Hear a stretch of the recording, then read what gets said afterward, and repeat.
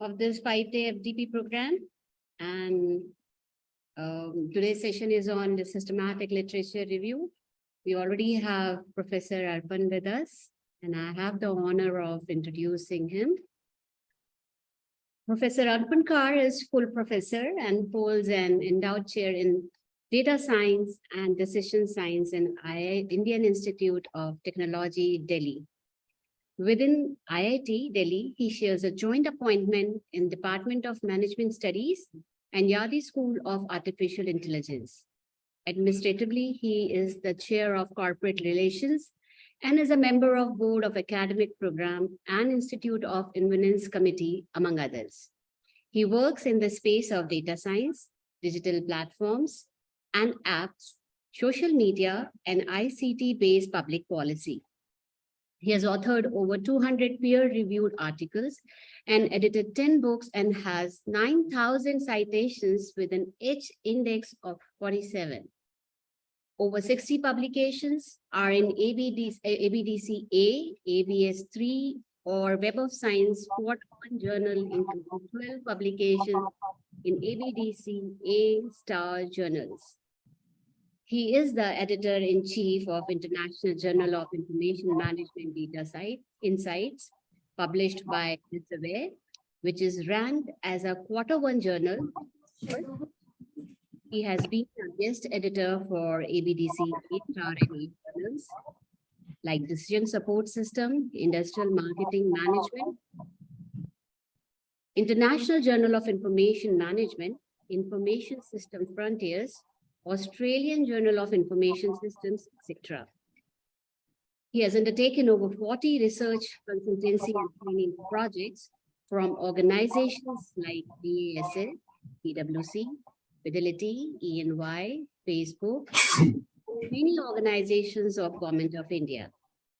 He has received over 20 awards like Library Research Excellence Citation Award, Vasant Kumar Distinguished Researcher Award, 3 International Federation of Information Processing Best Paper Awards, Association of Computing Machinery, ICEGOV Best Researcher Award, Tata Consultancy Services Research Gold Medal, Project Management Institute Research Scholar Award, Association of Indian Management School Best Researcher Award, IIT Delhi Teaching Excellence Award, Bestseller Award from Ivy, Harvard Cases, and many more Best Papers Award from IIMs and NITs.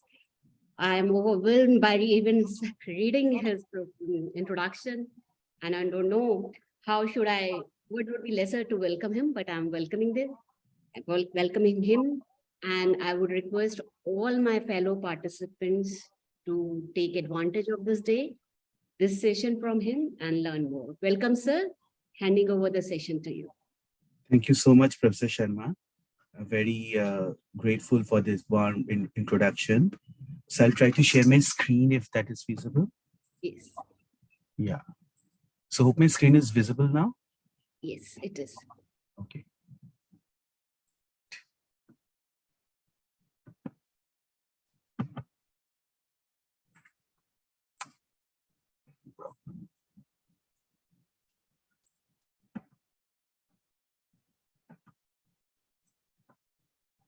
Just give me a second. I'm just trying to arrange the windows.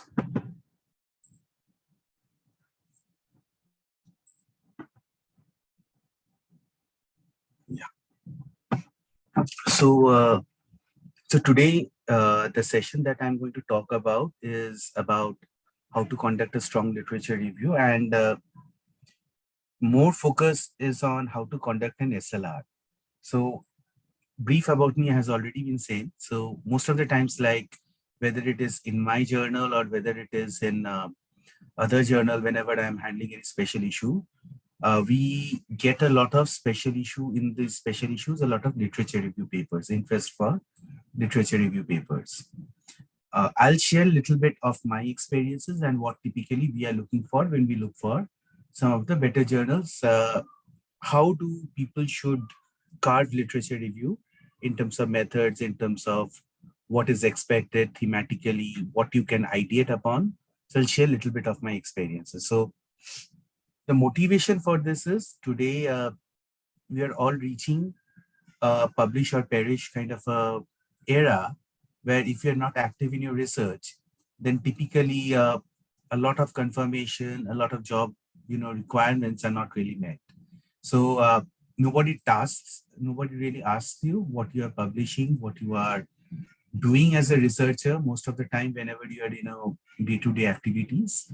But when it comes to, career progression, confirmation, closure of probation, that's when it is asked for. And typically publication track record typically helps you to also kind of build your stature as an individual researcher, as an individual academic. One part is that research helps us kind of building our stature as an academic, because that is the only truth that we have that everybody else can validate. I mean, I can say that I'm a wonderful academic, but then you wouldn't have a mechanism of evaluating that unless there are some public metrics through which you can evaluate that. So publication track record is one of those elements which helps to build that public metric to get some kind of respect from the fraternity. Then the other thing is that today, wherever you're working, that institution needs to be in the ranking schema in the larger context. And if you look at the larger context, whether it is national ranking, which Ministry of Education or Ministry of Human Resource Development, which was earlier, they gave in terms of NIRF ranking, they give 30% weightage to research and practice. So research element is basically based on Scopus and Web of Science Index publication, and also what is the citation that you're getting out of that. So one part is just having the papers out there. The other part is if you're producing your papers in good platforms, they're more likely to get cited. So if they're getting more cited, then you are automatically helping your institution in terms of scoring high in this NRF ranking. The other part of this is professional practice, which is like when you're getting research projects, you're writing for grants. So publication track record also helps in getting those grants. Like in my early days, when I used to, probably write decent proposals, my chances of qualifying would be probably 1 out of 5. Now, when my CV is slightly better, when I write for a grant, I know that conversion chances are like almost 50%. So both in terms of generating grants and in terms of, building the institutional, criteria in terms of ranking, research, publications, and the citations becomes important.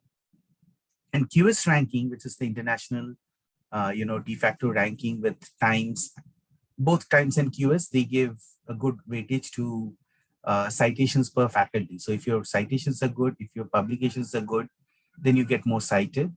And earlier Times used to have even more weightage, around I think 40% weightage. Now they have reduced and demarcated that weightage across multiple indicators. One of those indicators is like how many of your publications are in top 1% citation when you're adjusting for, the discipline.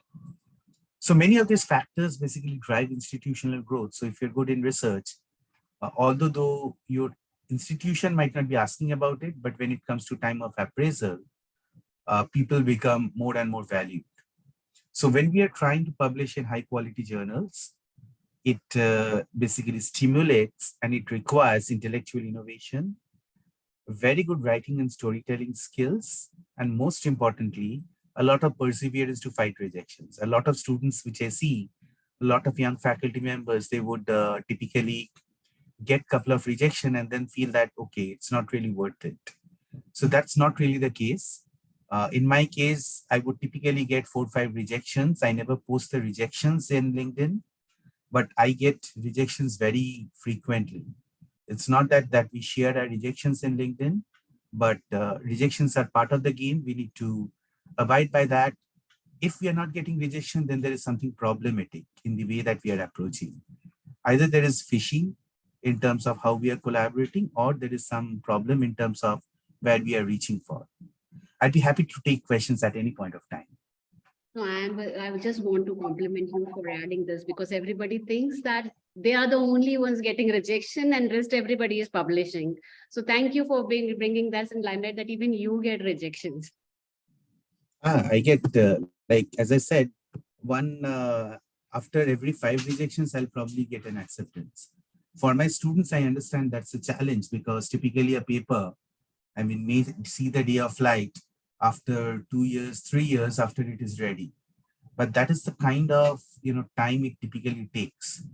I mean, sometimes I get rejection after 2, 3 rounds of, reviews. Then it gets really painful. If you're getting a rejection, whether it's a desk rejection or it is a rejection after the first review, it is still fine. Uh, like couple of A-star journals, I have got revisions for 2 rounds, 3 rounds, and then my students got a rejection. For them, this is a long wait of 2 years, and then the process starts fresh. But that is part of the game. So we have to, understand that we will get rejections. It is part of the process. But what do we do to ensure that we deliver a little bit better quality research? If we are not getting rejections, there is something fishy which might turn out in a bad way at a later point of time. Better to avoid that. The other thing is like identifying where we should publish. A lot of times from a lot of people, I get this query that, and sometimes they're even my colleagues in my institution, uh, is it okay to publish in XYZ journals? And then I'll say that, no, this is probably not a great place. There is a chance that this journal is likely to be maybe a predatory journal. So a lot of metrics for research is there. None of them are sacrosanct. In India, a lot of times we follow the ABDC list. Then a lot of places follow the ABS list, which is more towards the European side.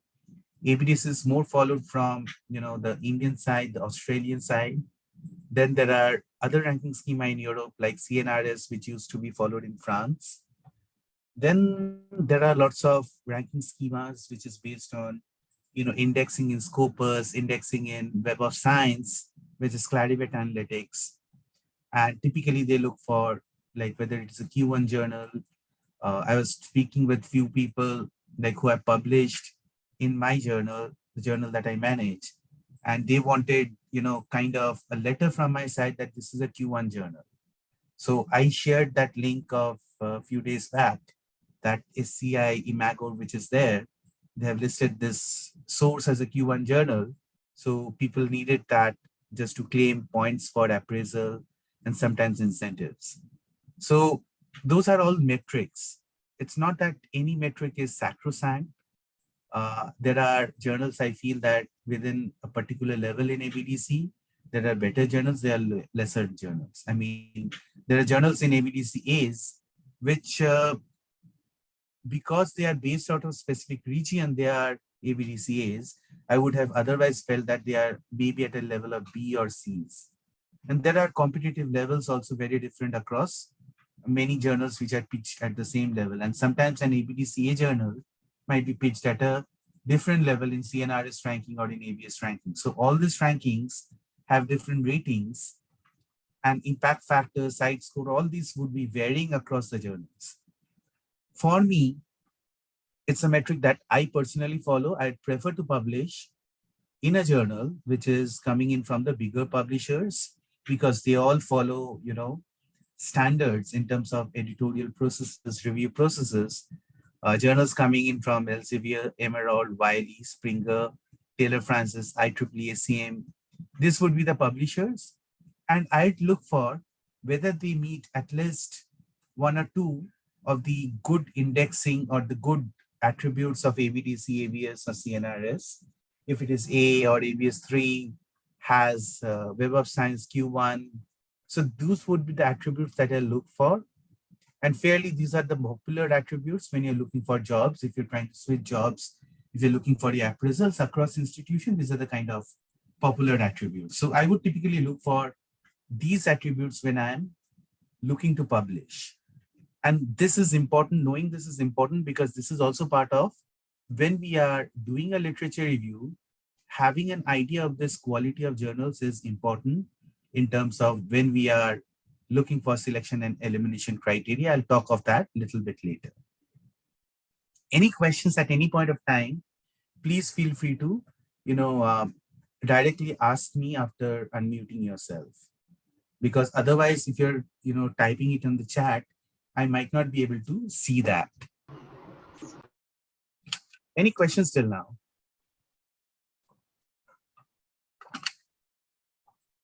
Okay. So with this basic background, I'll start sharing a little bit what I've learned through the journey. So this is right now my, I've been in this research space. I've been in academics teaching for the last 11, 12 years. So whatever things I've learned are mostly based on mistakes. I come from a teaching school, and typically if you look at management research a decade back, there was not much focus on research when I graduated. Now there is a lot more rankings which give importance to research, but in those days there was not more focus on research. So I used to get a lot more rejections. And in those days, there were not much of open seminars like this, which will tell you what to do, how to do it. So this transformation has happened in the last 2, 3 years only. That there are so many seminars, there are so many online workshops which will talk about what to do, how to go about it.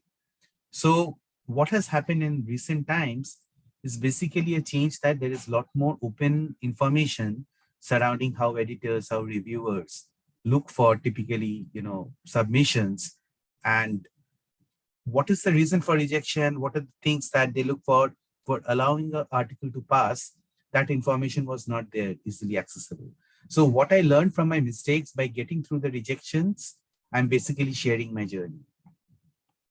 So many a times, the reason we start with a review process is basically it should enable us to identify a good theoretical gap.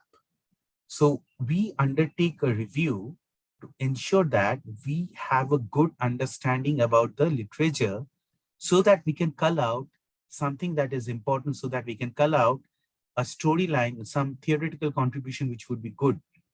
So a review becomes a basis.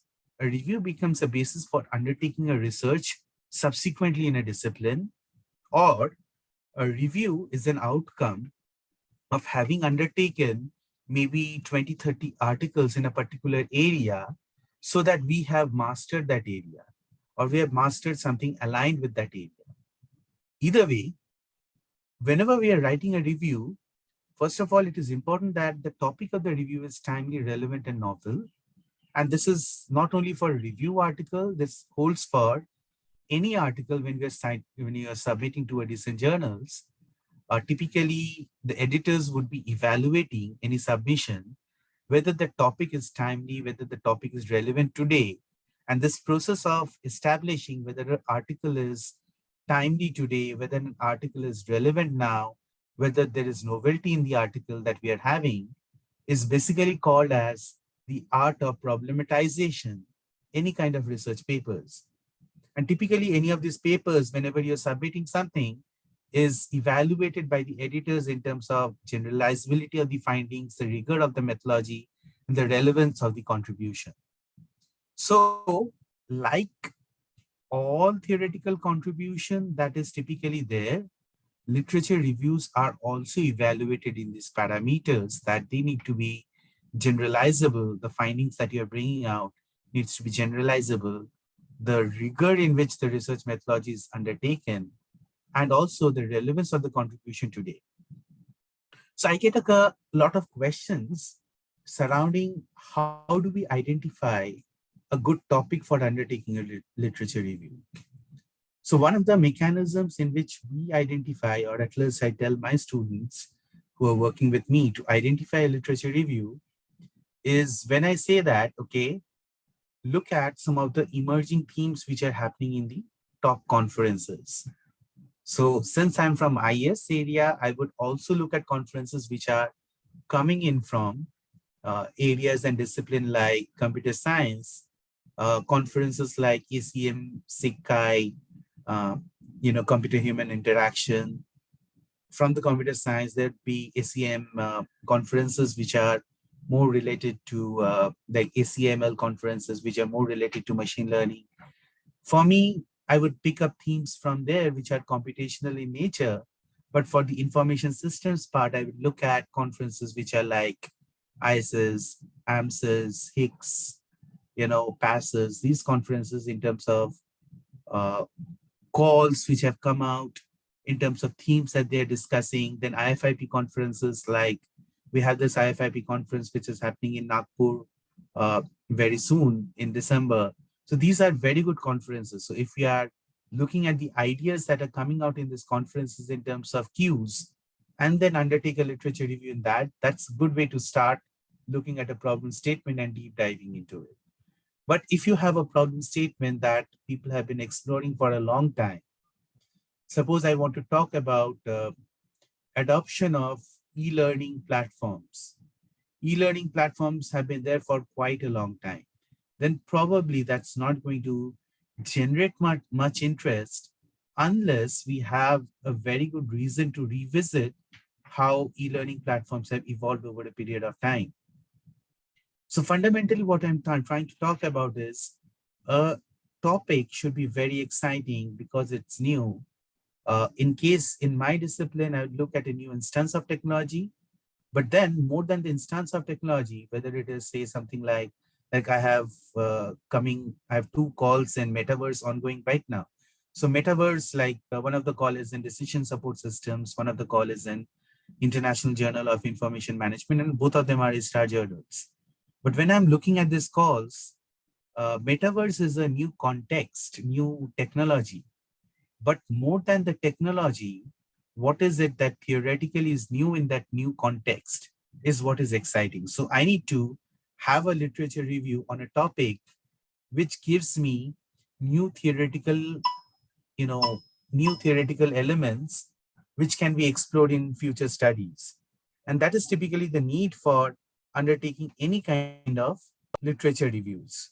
So with that, I'll start talking about what is a literature review. And since I've been asked to talk more about SLRs, I'll talk more about SLRs in this session. So of course, literature review is, when we are undertaking a literature review, it is basically, we try to understand what are the previous works on a topic to ideate so that we get an essence of the area. There are many types of literature review. One of the classic old types, but very difficult to get published, is the narrative style, where we are just looking at the literature in an unstructured way and then describe it as it is. The next thing that evolved was called systematic literature review, which is basically today's talk, where we try to describe more about the phenomena and describe more about the theme. Then there is a meta-analysis. A meta-analysis is when we try to look at empirical studies and try to create, relationship strength among constructs, relationship, or we try to theorize about the, certain relationship among construct or within the construct for a theory, and try to generate the findings which have come across multiple studies and synthesize that. Then there are literature reviews which are on bibliometric, which is a newer kind of a trend, although most of the journals are not really that keen to publish bibliometric studies, purely because bibliometric by itself does not really, generate any new findings about the discipline. It does not really generate, uh, it does not generate ideas about how the discipline is matured or how the discipline is evolving. So bibliometric analysis sometimes is published quite frequently. I know few people publish bibliometric very frequently, but then bibliometric has got its fair share of criticism that it is a description about the data and does not help in generating new ideas and new research directions. And then there are meta-synthesis, which are also a type of literature review, which are often undertaken on the literature review itself. Now we will deep dive into SLRs, which is just one type of literature review. And there are many other types beyond this also. SLR is a systematic way of identifying and critically evaluating and integrating findings across multiple published studies on a research question or a couple of research questions on a topic of interest. In that, we might be connecting two themes, or if the area is very, very nascent, then it may be just on the entire theme itself. For example, Just like I talked about metaverse. Metaverse is a new phenomena. We might be undertaking a literature review on metaverse, then the entire space of metaverse can be undertaken with a literature review, with an SLR. But if something is a little bit mature, say I have to do a literature review on social media, then today undertaking a literature review on social media is very, very difficult. I need to look at some elements of social media and undertake a literature review on that. If I'm talking of a discipline that is slightly more mature, I need to drill down to a particular concept within that discipline and then undertake a literature review. That is one part. The SLR provides a way to assess the quality and the magnitude of existing evidences and existing knowledge about the theme that we are trying to examine. If we are trying to examine a particular theme, to what extent that theme is mature, to what extent there are documented evidences of theory in that theme, SLR allows us to kind of deep dive into it. I'll explain more about this SLR, but most of the times when we undertake any kind of research, the research community typically looks for findings. When we are publishing our findings, that becomes the basis for discovery of a new idea for others to say that, okay, there are these concepts which have been already explored, and based on these concepts, I want to move towards a particular direction. I want to adopt a particular theoretical lens and then examine a phenomenon in a particular way.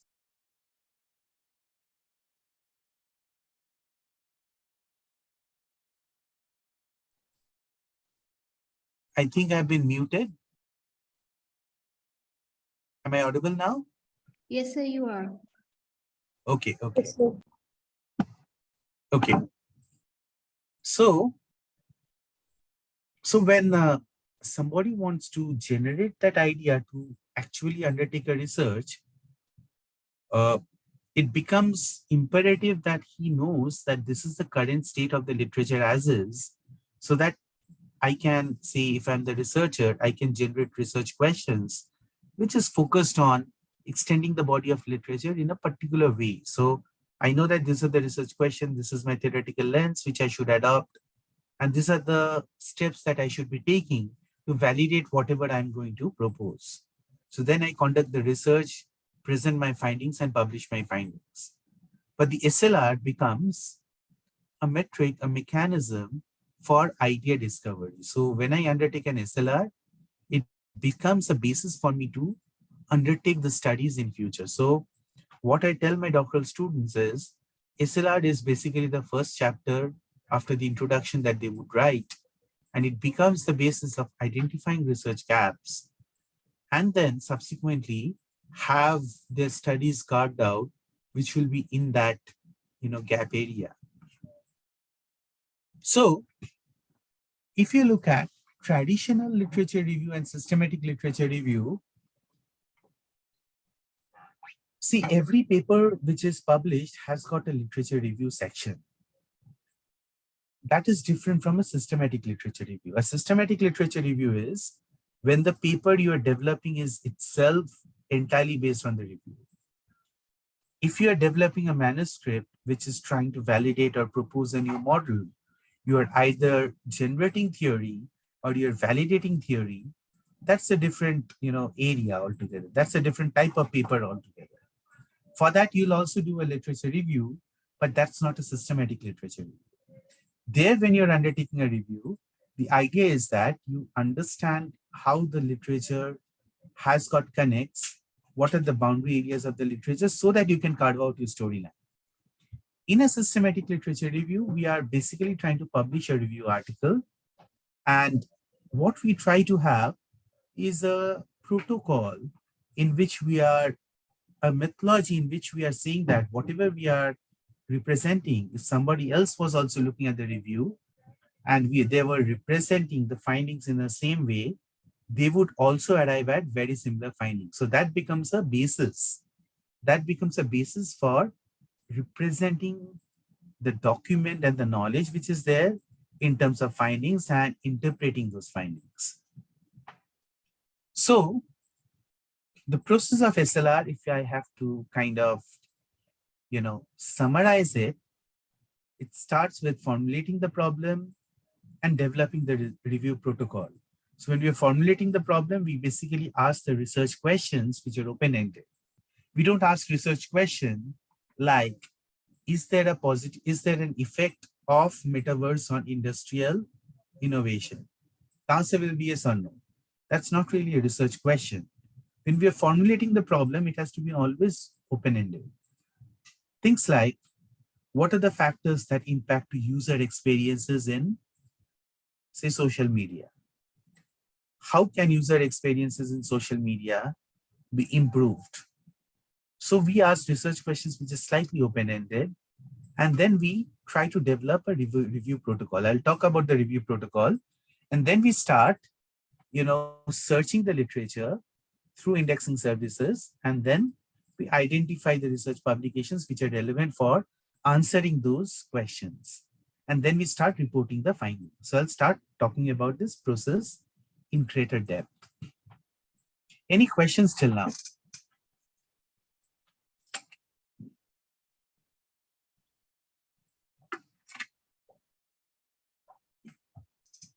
Okay. So when we talk of problem formulation, yeah, go on.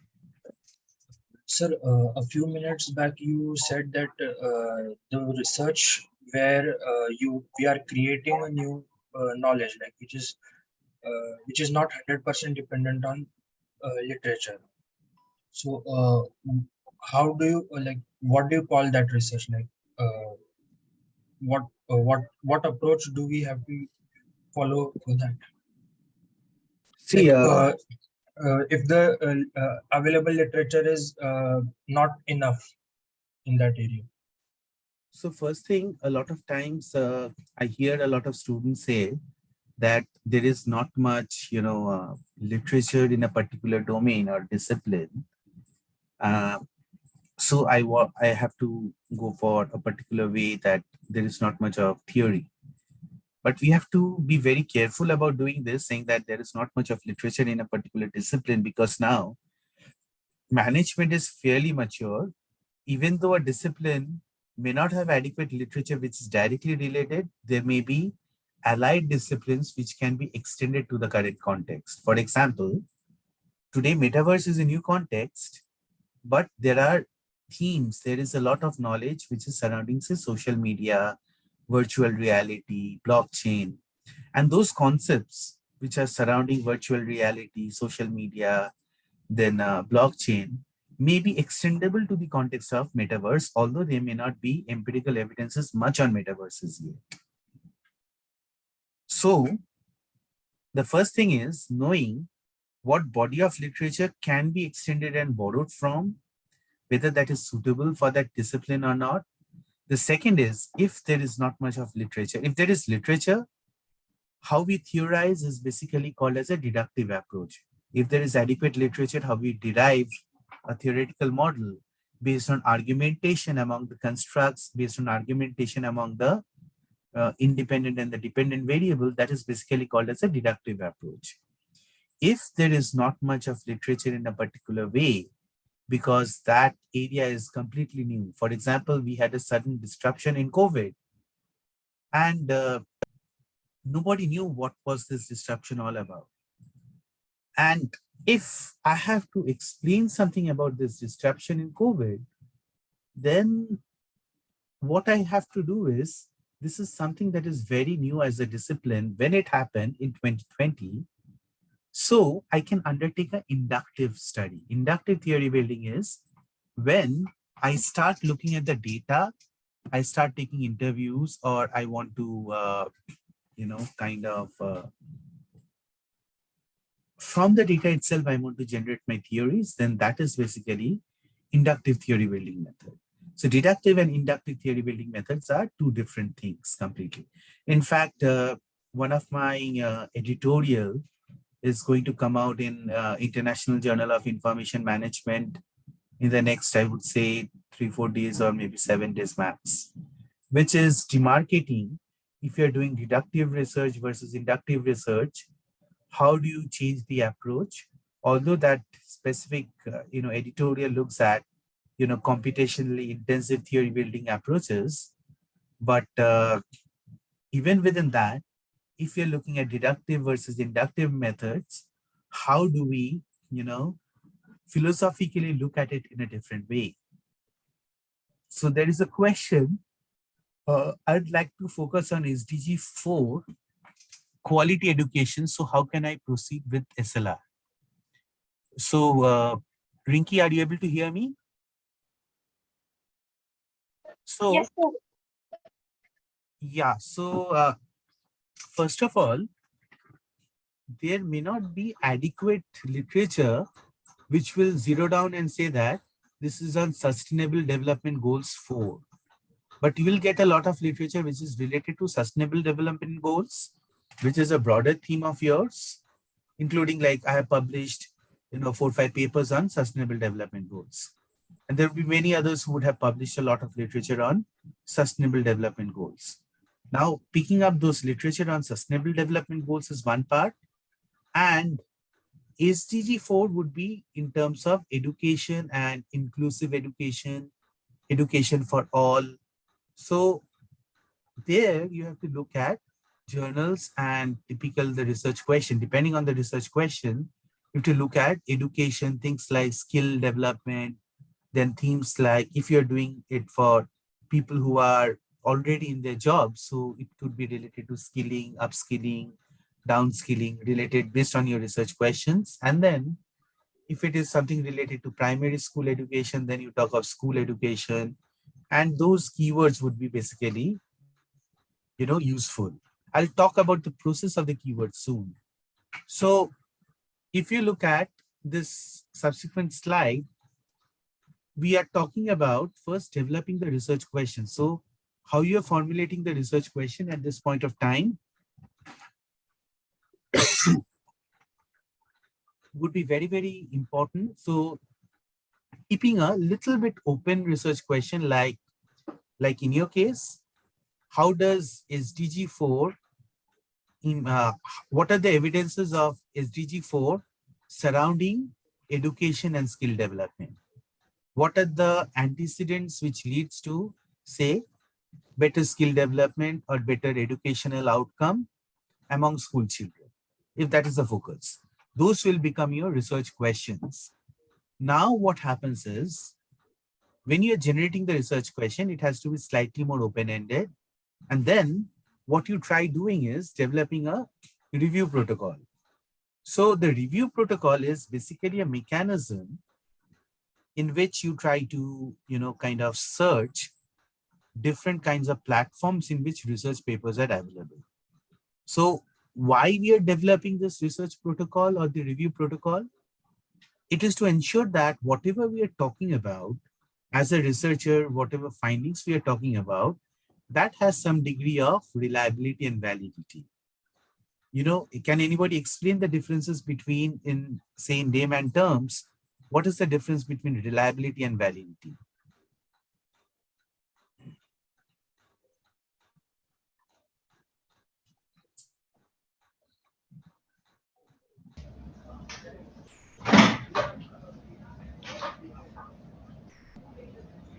Reliability is getting the same response when a particular research is conducted again and again, and validity is something that you are accurately measuring what you want to measure.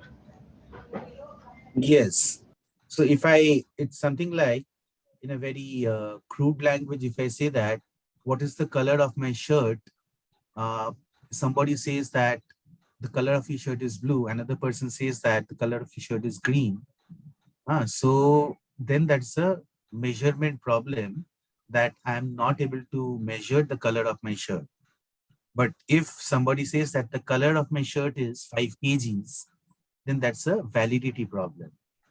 So we need to have mechanisms of demonstrating, that there is reliability and there is validity when we, report our findings, even in a literature review paper. And for that, the review protocol basically assists us in explaining that there is reliability and validity in the research protocol. So for that, we need to describe the purpose of the study, the research questions that are there, the inclusion criteria, the exclusion criteria, and these two are very, very important. The screening procedures, the strategies for data extraction, synthesis, and reporting. So I'll talk about these as we proceed. So if you look at, the sample selection process, there are multiple approaches, in the sampling selection process. One is a structured approach, which is typically followed in a systematic literature review. The other is a comprehensive approach, where we first identify which are directly relatable to us based on a protocol, and then we start looking at other papers which are even citing those, or even they are citing the other papers, and I'll talk about this otherwise. But in this structured approach, what we have is we try to demonstrate some elements of transparency at how we arrived at certain papers. And it is fine if some important paper is getting missed, but because it does not fall into a review protocol, we have not really kind of considered it. Then the other elements are what we are considering as a review protocol. Is that really comprehensive enough to capture most of the literature which is there in that particular research question, which meets quality criteria?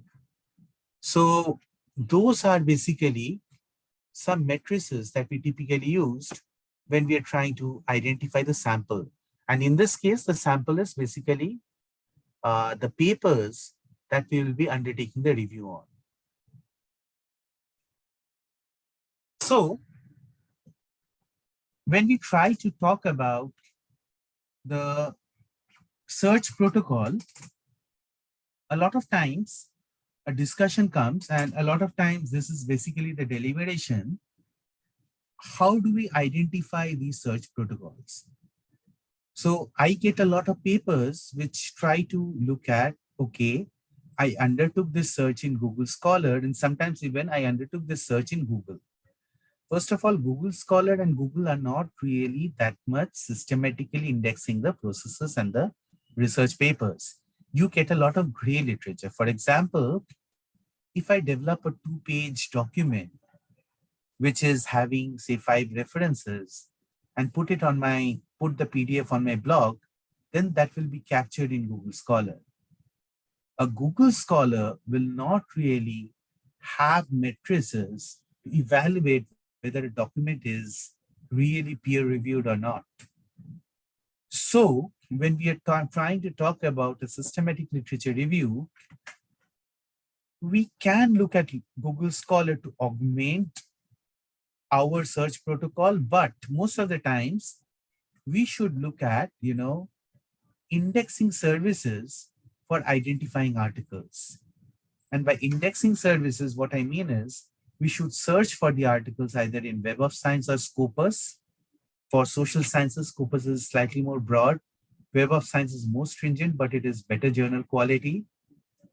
Either in Scopus or Web of Science, we should be searching for. So we need to give a justification why we are choosing these indexing services. Or we can look at indexing services like EBSCOhost or ProQuest. Or we can look at the platforms of the publisher itself. By platforms of the publisher, we can look at, say, Science Direct, which is basically the indexing services of the search protocol for Elsevier published journals. So we can search in Springer Nature, we can search in IEEE Explore, but these are basically the platforms where we search for literature. A lot of people would, kind of be inclined to search on the publisher website. Now, if you search on publisher website, first of all, what it defines is, we mean that the publisher is basically a proxy for my quality assessment. So if I have the major publisher, I say that all the major publishers are good enough as a proxy for my publication requirement. But now, what happens if you are using a publisher website like say Science Direct or maybe Taylor Francis, Wiley, Emerald, which are basically Sage, which are basically the major publisher. In that case, what might happen is that we might miss out on journals which are very good in a discipline, but maybe not published from the major publisher. It could be, for example, in our area, MIS Quarterly is extremely reputed, but then it is not published from any of the big publishers. It is published by AIS. AIS is a reputed publisher, but in terms of volumes, it is not a big publisher like, say, Elsevier or Springer or Wiley or Taylor Francis. Similarly, there might be, say, Chicago University Press, which might be publishing a very reputed journal in marketing, but because it is not from a big publisher, one might not be able to reach that. So for me, personally, I would prefer that if you are searching for literature, start off the literature search in an indexing service like Scopus or Web of Science.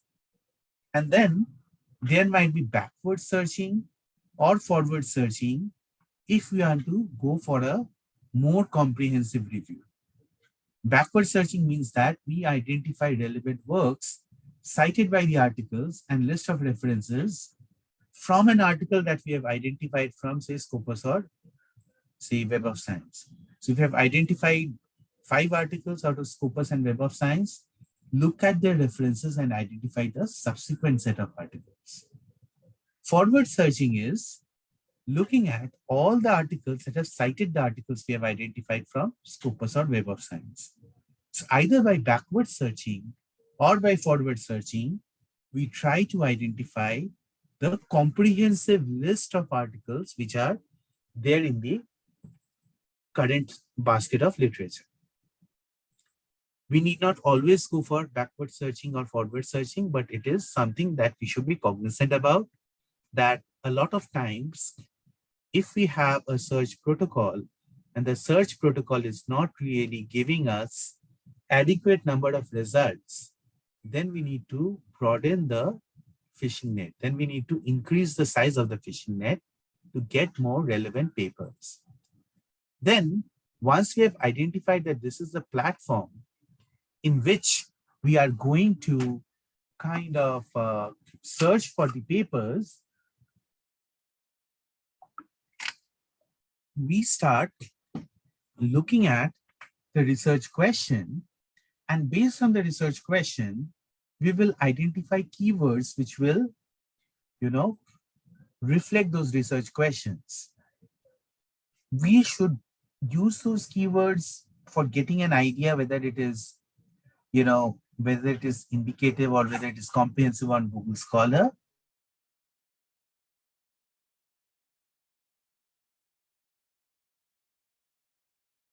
In Scopus or Web of Science, where we have, Boolean operators like and, or, and then we thematically club, keywords so that they represent a particular theme. I think there is a question. Yeah, so I think Nimisha is asking a question on how reliable is Harzing's Publish or Perish. So in terms of journal ranking, I like the list of journals which are listed in Harzing's Publish or Perish. So Harzing's Publish or Perish is, something that is kind of, I'd say that it is kind of a meta list which looks into multiple journals which are listed in multiple popular rankings. So it is a good idea for us to look at multiple rankings, and Harzing's listing is that way fairly good. So Anne Harzing's, when she started this, then in those days, not much of information was there, but over a period of time, we are also familiar with multiple listings. So Mathur, how to get clue of research questions from selected articles? You don't get a clue about the research questions from the selected articles. First, you have the research questions. Then you use the keywords from the research question to arrive at the selected articles. So it is opposite. So first you generate the research questions.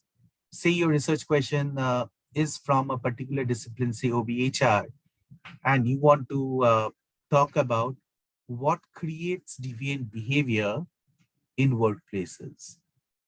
So suppose you want to focus on deviant behavior in workplaces, then for that, deviant behavior becomes a keyword. Workplaces becomes a keyword that you'll use for your search protocol. That's how you start out the search. So the research questions enables you to identify the keywords that you'll be undertaking in the search. Hope I could answer your question. What is the best way to design research questions? There is no best way. Don't have a research question which is having a binary response. It is like asking, is it a best idea? Is it good for us to follow? Is it good for organizations to monitor deviant behavior? If that is a research question, then the answer can be either yes or no. So don't have a research question where the answer is in binary and close-ended. Have a research question with move towards how does organizations monitor deviant behavior? Why should organizations monitor deviant behavior at workplaces? Those kind of open-ended questions are more exciting. The hows and whys are more exciting. Hope I could answer your question, Aditi. Any other questions? Yes, sir. Thank you so much. Okay. Any Sir, other can I ask one more thing regarding Harzing's? Sure, please go on. If I go by Harzing's this software program, and I don't have that Web of Science or Scopus, registration, and I go for Google Scholar extraction of publication, then how reliable it is to quote in a paper? Google Scholar, I won't say it is a good mechanism. But you know what, like I know a lot of institutions might not get Scopus access, but then if you sign up for undertaking reviews for journals, they give you access to their platform. Okay. Like Emerald tells you that if you undertake a review, you will get 30 articles in their platform for free after your login. Similarly, if you do a review, say for my journal in Elsevier, if somebody undertakes a review in Elsevier, then for 30 days, the person gets access to Scopus for free. Okay. So if you are, if you are active in terms of supporting, maybe suppose you join up as a reviewer, frequently do review for journals, then you get access to the, Scopus database or Science Direct or Emerald for free. So that is often given. Okay, thank you. So when I started my career, like my initial days was in IIM Rohtak. So I was one of the first few faculty members to join IIM Rohtak. In those days, it was just a new institution. I'm talking about, 11, 12 years back. In those days, we did not have databases. Purely because a new establishment comes up, it is just, a shared building in some other institution. You don't have databases. So one way to get access to research is basically undertaking reviews frequently. And even now, I mean, just today I did 2 reviews in the morning. So reviews ensure that, first of all, I'm forcing myself to read about multiple different areas. That helps in my ideation.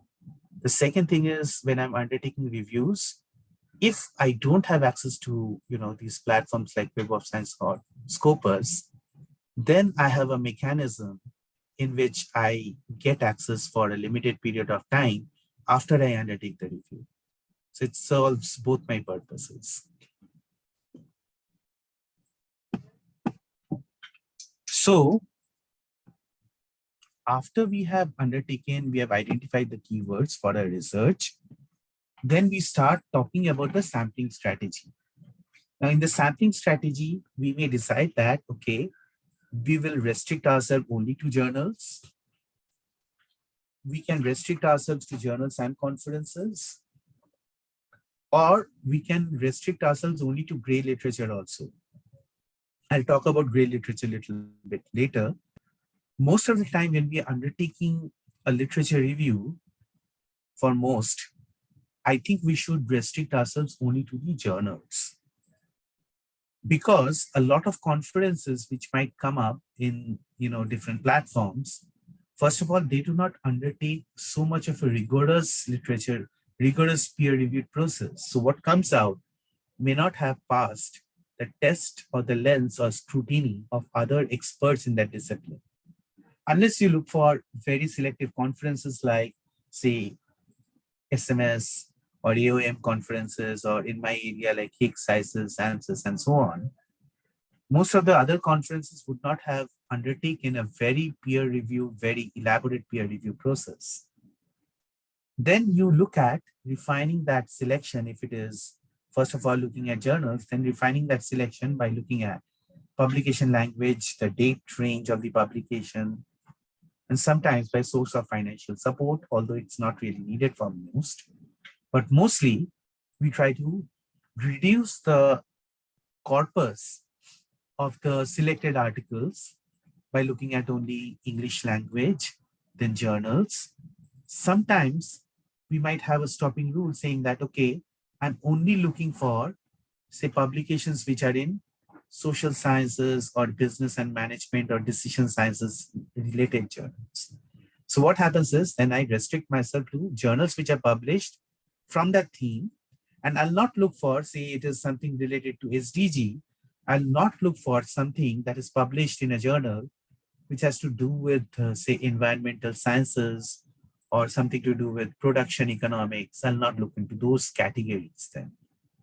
So when we start this literature review search protocol, we need to have mechanisms after the keywords are given that how do we reach a more reasonable size based on some of these quality metrics, some of these quality criteria for screening and removing some of the selection and auto. So this is basically called as selection or rejection protocols, sometimes called screening protocols. So these are part of the sampling strategy. One of the interesting thing is, most of the time we as academics talk about we will do a literature review on academic journals. What if the discipline is so nascent or it is evolving very fast that academic journals are not really reporting literature on that? In that case, what we undertake is we can undertake a gray literature review. Gray literature review or gray analysis of literature or gray analysis of content could be based on blogs, emails, which is basically the third gray tier or the third tier, where there is a lot of noise. Then the second tier would be NGOs, their studies, wiki articles, advertisements, presentations or publications from companies, white papers. That is the second tier of gray literature. And then the first tier of gray literature is books, book chapters, government reports, think tank publications, which have not gone through proper peer review process, but there are experts who are documenting this. So there is a very nice article by Adams which says that shades of gray also is important for us, because by the time something comes out in a peer-reviewed journal, peer-reviewed article, it typically would have been, especially in good journals, good platforms, it would have been in a process for the 2 to 3 years. And before that, somebody would have taken 2 years to develop that manuscript. So we lack, academic platforms lack concurrency or currency. If we have to undertake a review, which is on a theme that is very new, to get idea about the early signals, then we can do it on gray literature also. But either way, whether it is a gray literature or whether it is a scientific literature, we need to have a protocol for searching that.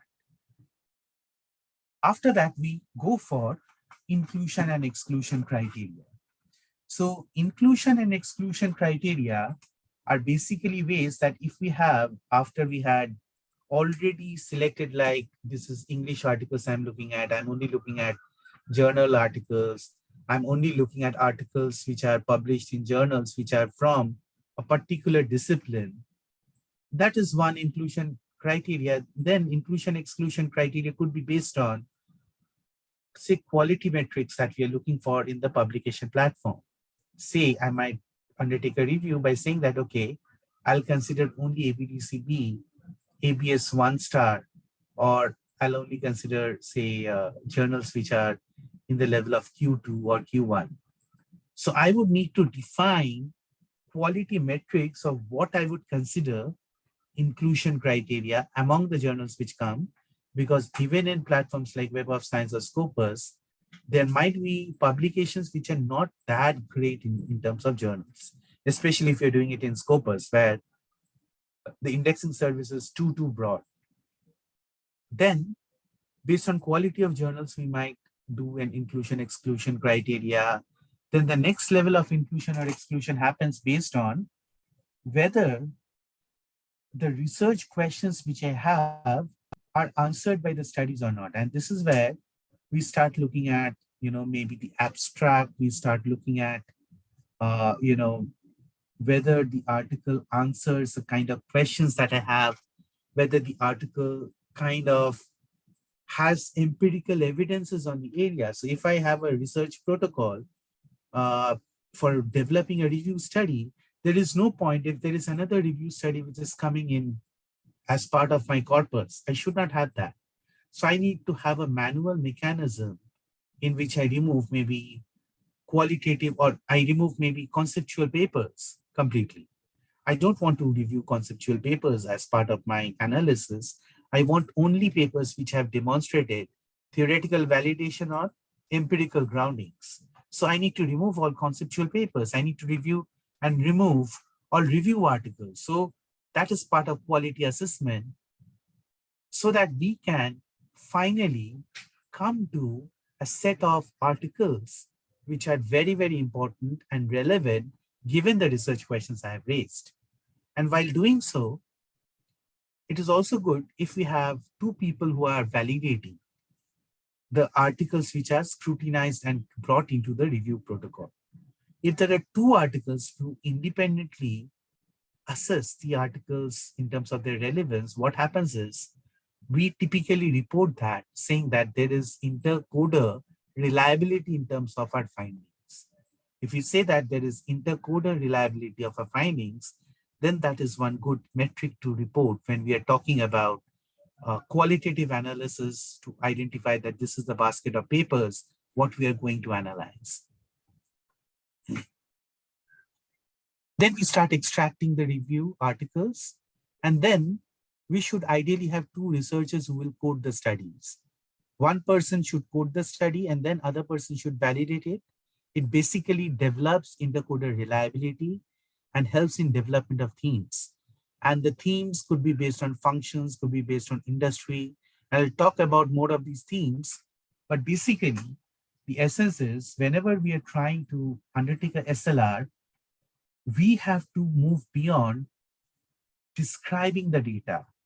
A lot of studies, what happens is we have extracted the data from Scopus. Say, in that extract of the data, we have maybe 75 articles. As a very easy analysis, what we will do is we will try to say that these are the top 10 journals, these are the top 10 authors, these are the top 10 keywords, and we represent those. So those kind of analysis, which is basically describing the data, is not really that exciting. So what we need to do is we need to organize the data so we can use charts, tables, and textual description for organizing the data, but there is a need to synthesize the data. The synthesis is basically moving beyond the descriptive statistics of what the data is all about. It is moving beyond what kind of analysis is typically done on creating the data description, saying that these are the top sources of the data, these are the major keywords found in the data, these are the top authors in the data, these are the top countries in the data. That is not really exciting. If you look at traditional, there was this very nice debate what a theoretical contribution or a contribution is not. What does not constitute a contribution?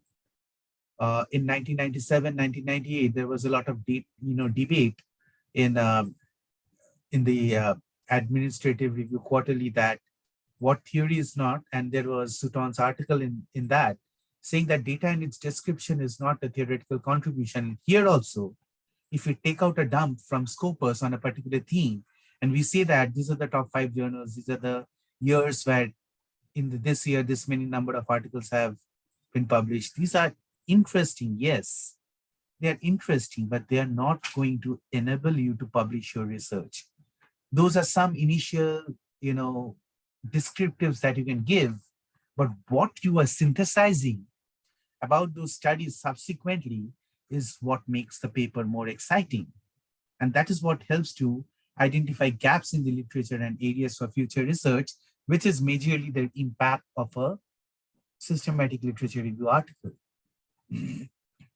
So when we are going for the screening process, we have to report our phases where we say that at every phase, these are the number of articles, this is the search protocol.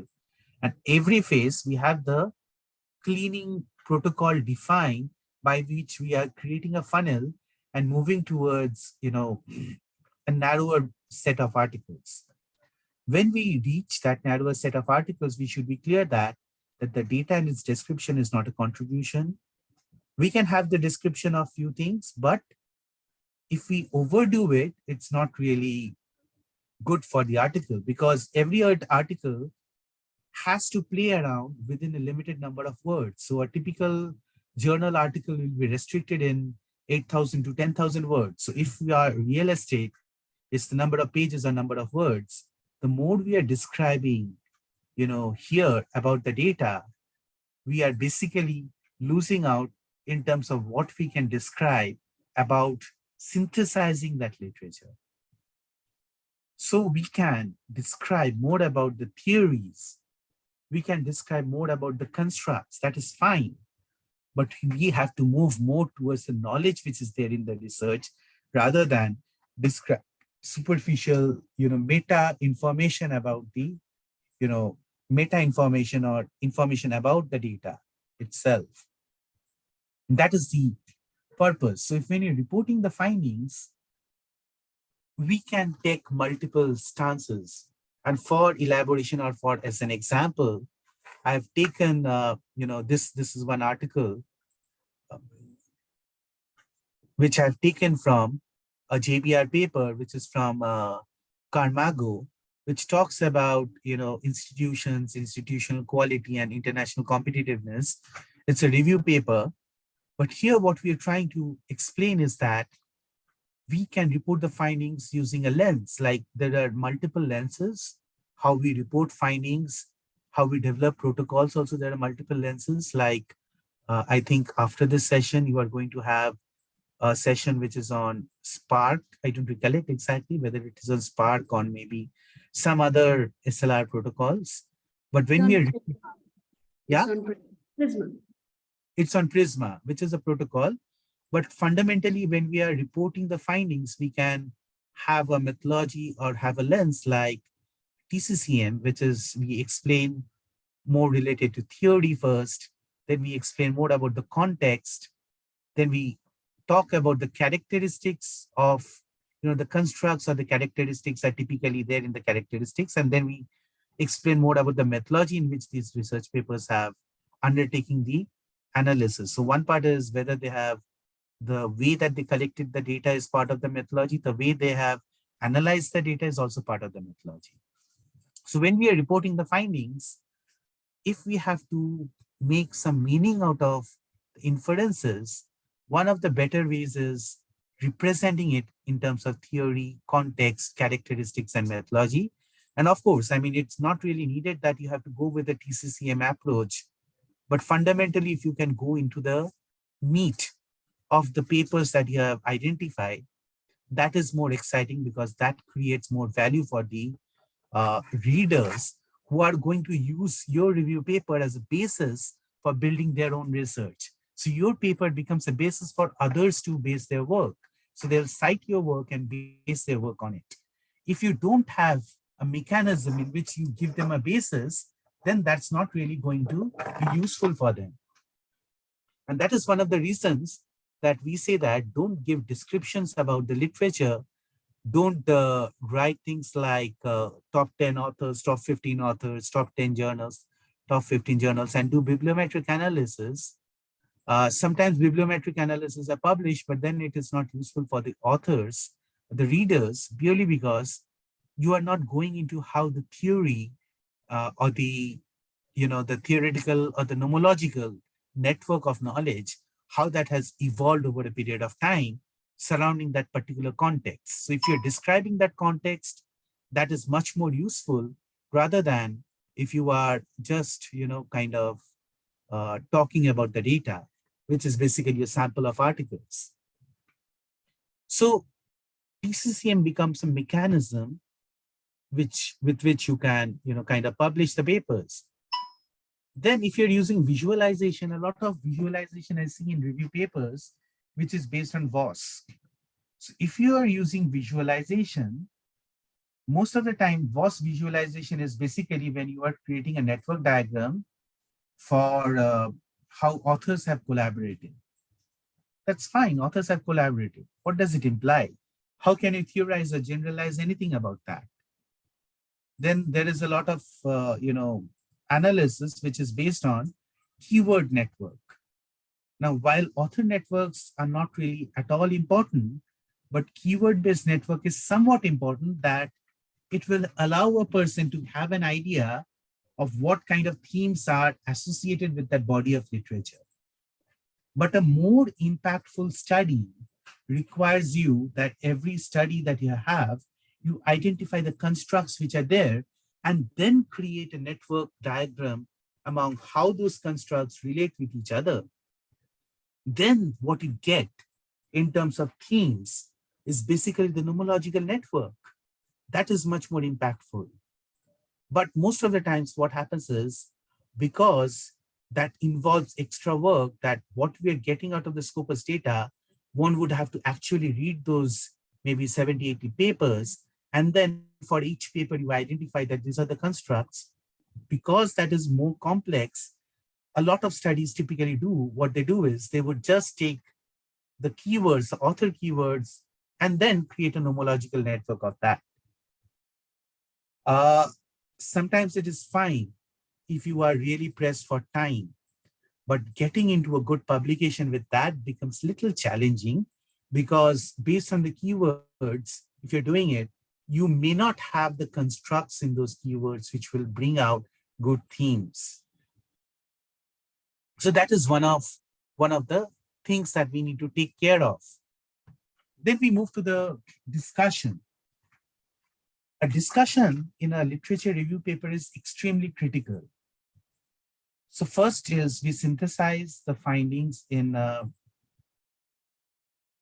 okay, how do you create this network? This network is done using a software that is called as a VOS viewer. Using VOS viewer, you can create, otherwise you can create this in Python also. If you go with any of the networks like Gringotts analysis, typically allows this kind of a network building. So using any software, R or Python, you can do this fairly easily. Fairly easy to do, you just need to import the data and then, but the problem is if you're just importing the data and then running it, what you're essentially doing it is basically you are doing it on the author keyword, so you don't have much knowledge about what's inside the literature. But if you bring out that these are the constructs for each paper, and then you do this analysis, then it is much more impactful, because you're showcasing how those constructs relate with each other, and each construct is not connected with some other construct. What is that construct that it is not related with and could potentially be connected with?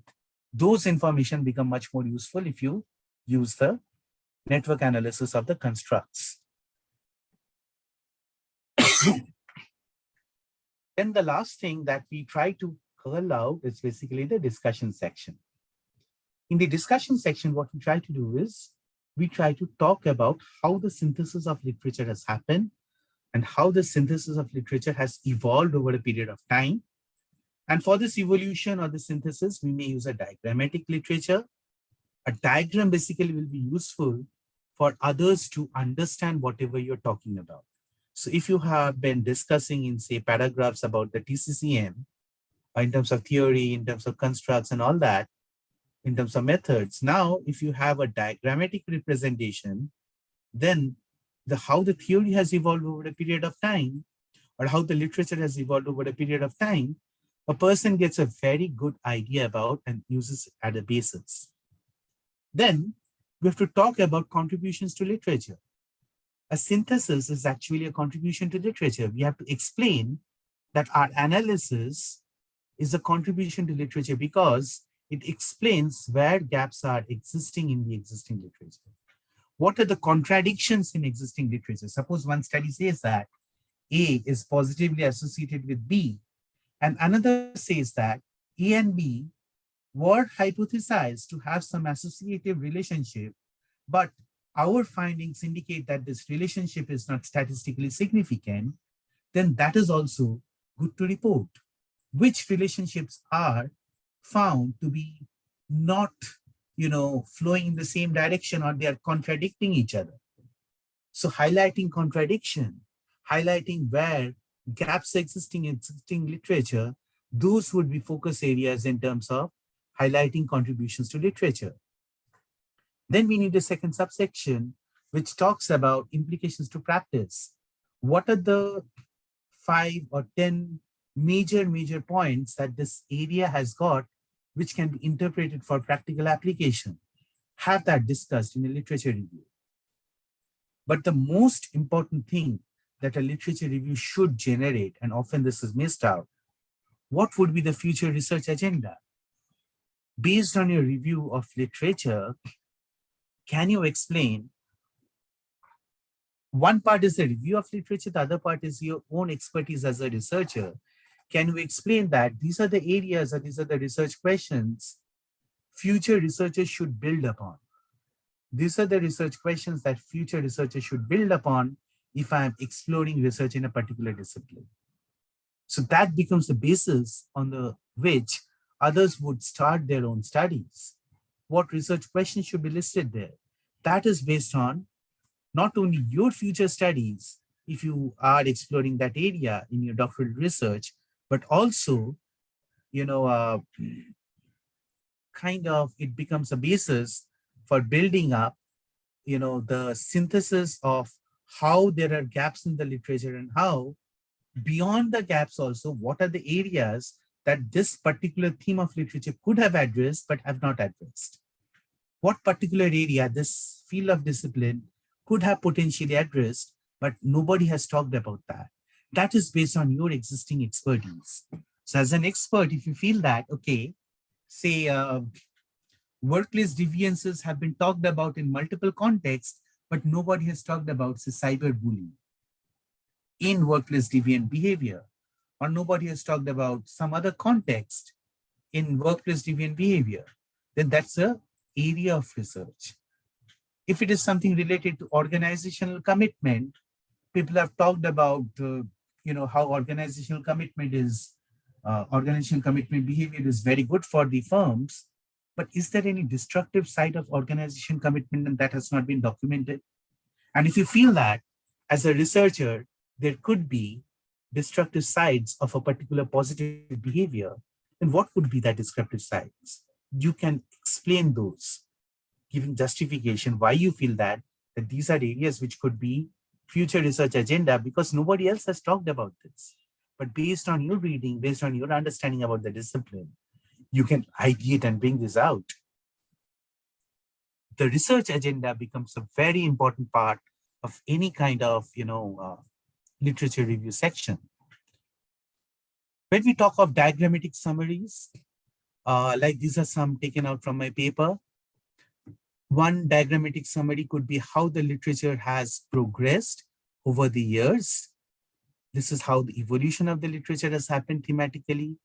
Or this could be a diagrammatic representation, which would be about how concepts of the literature are tied down together, explaining how different themes of the literature, they are tied down together in terms of building blocks. Or it could be something like how the literature in terms of themes are kind of arranged across multiple things. So this would be part of the findings also. So diagrammatic summaries are useful for the reader to synthesize and take away what are your core findings from your analysis. Wherever possible, I would try to kind of connect the findings to theoretical blocks. So the theoretical blocks diagrammatically may come in based on some other theoretical lens. Like in this case, if you look at this, this was an editorial we wrote, moving beyond smart cities, digital nations for social innovation and sustainability. So we were trying to, we had a special issue in smart cities in 2017, and this editorial was published in 2000, it was allocated to an issue in 2019, but published in 2018. But in this, what we tried to do was, we brought out that these are the different, building blocks that literature on digital nations or literature on smart cities could potentially build upon. So they could look at ICT addiction, things like ambidexterity, things like specific technologies like Internet of Things, digitalization, artificial intelligence. Now, when we are talking about these elements which literature can focus on, future literature can focus on, they would borrow heavily from theoretical lenses, which might come in from management theory, behavioral theory, organization theory, computer science theory, decision theory, or systems theory. So what we are trying to say that these building blocks can connect to these theories. And these theoretical lenses may enable you to explore these building blocks in a particular way, which will lead to specific type of objectives which can come in like sustainability through partnerships, technology-driven innovative solutions, challenges in planning and implementation, impact on different stakeholders like citizens or governments, like that. Now, when we are synthesizing the article like this, what happens is it becomes easier for a reader to understand what we mean by different slices of the literature and how these different slices of the literature tie down with each other. So these become a mechanism by which others are able to reuse your findings and build upon your foundational blocks, what you're trying to publish. If you do that, it becomes easier for the journals also to use your paper, because they understand that future researchers can actually build upon your findings. They can build upon your ideas. And that is the purpose of research, that others should be able to use your work, others should be able to recommend, your work, so that they can, kind of build their argumentation based on solid foundations. So whenever possible, connect findings to theoretical blocks. And of course, there is a small, Scopus demo that in Scopus, you can give your keywords like this, in using and or using title. There is, of course, an advanced search where you can use the drop downs to generate this syntax. And after you get this number of results, which can be, mind-bogglingly high, like here it is 83,000, over 83,000 results, then you have selection criteria. Like in this, the selection criteria is from 2016 to 2013. I'm looking for maybe a few specific years of study. I'm looking at maybe 8 years of study or 10 years of study. Then I'll look at few subject areas. Like I said, I'm looking at only business management and accounting journals and journals which are listed in the social sciences. For me, somebody not information systems, I'd also probably check at area like, say, decision sciences. Then I'll look at whether I'm looking at articles or review. That becomes part of my review protocol. If there are review papers, I would not include them in the basket of my review, but I would need to definitely distinguish my review article in terms of scope with previously published reviews. Then I would look at what journals I'm looking at. what journals should I consider? Should I consider, journals which do not have very strong review protocol? Or should I just look at the top-notch journals? That's a call I need to take. For example, here I have advances in intelligent systems and computing, which is basically, book chapters from conferences. Should I include that or should I not include that? That is a decision that I need to take. Should I include specific types of keywords? If the article that I'm getting, the count of the article is very high, I can use this as a mechanism to reduce the number of keywords, but preferably I wouldn't want to use keywords as a mechanism of reducing it. The other thing is we can use things like the language which is there. I'll choose a language like English to reduce the number corpus of keywords. Then after we have kind of reduced the corpus like this stage-wise, we come to the final set of keywords with which we'll start off the analysis by downloading the full papers of those articles. And that's how we would be typically analyzing any literature review articles. These are a few of the important, references you can look at for understanding how to undertake a literature review.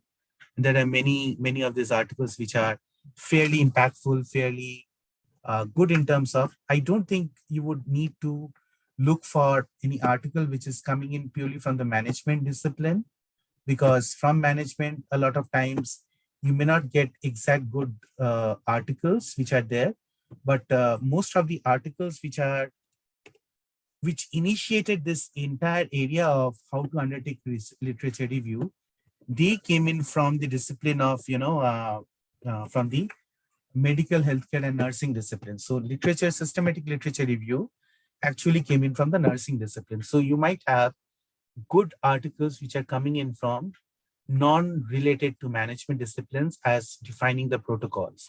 A lot of time it is fine if you're deriving those protocols and adopting it and using it in your own literature review. These are some of the references. With this, I think I have come to the end of my time. Feel free to connect with me over LinkedIn, Instagram, email, any ways you like.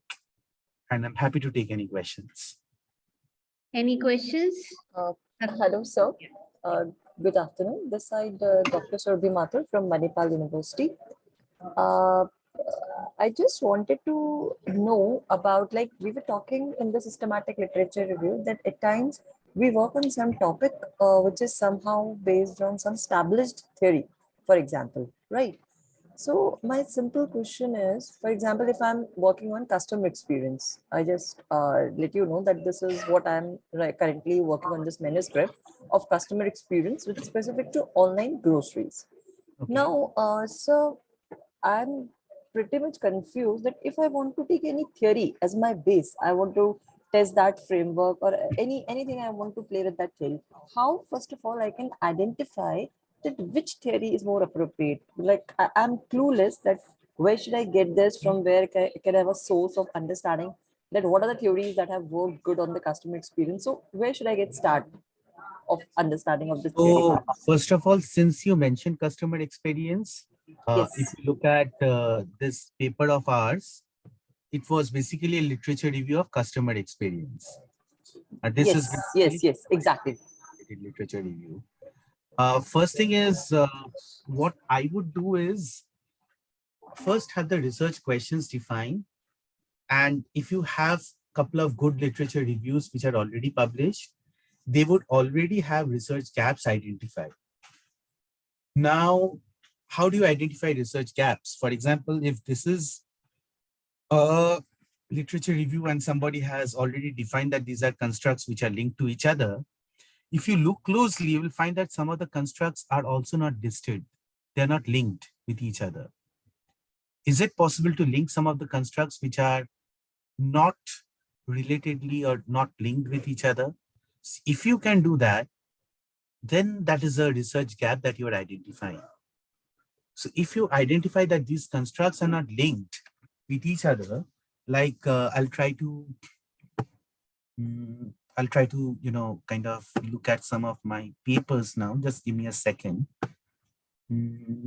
Whose paper? Okay, Harjit.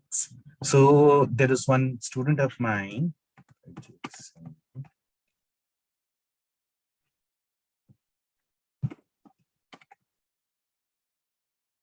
So I'll just share my screen.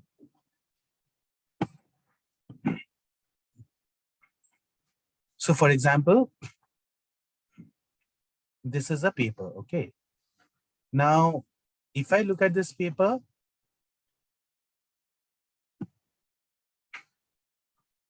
are you able to see the paper?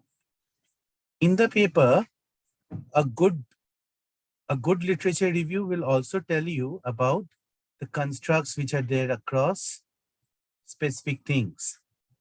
So the idea is, if we have a mechanism in which we identify the constructs, then that mechanism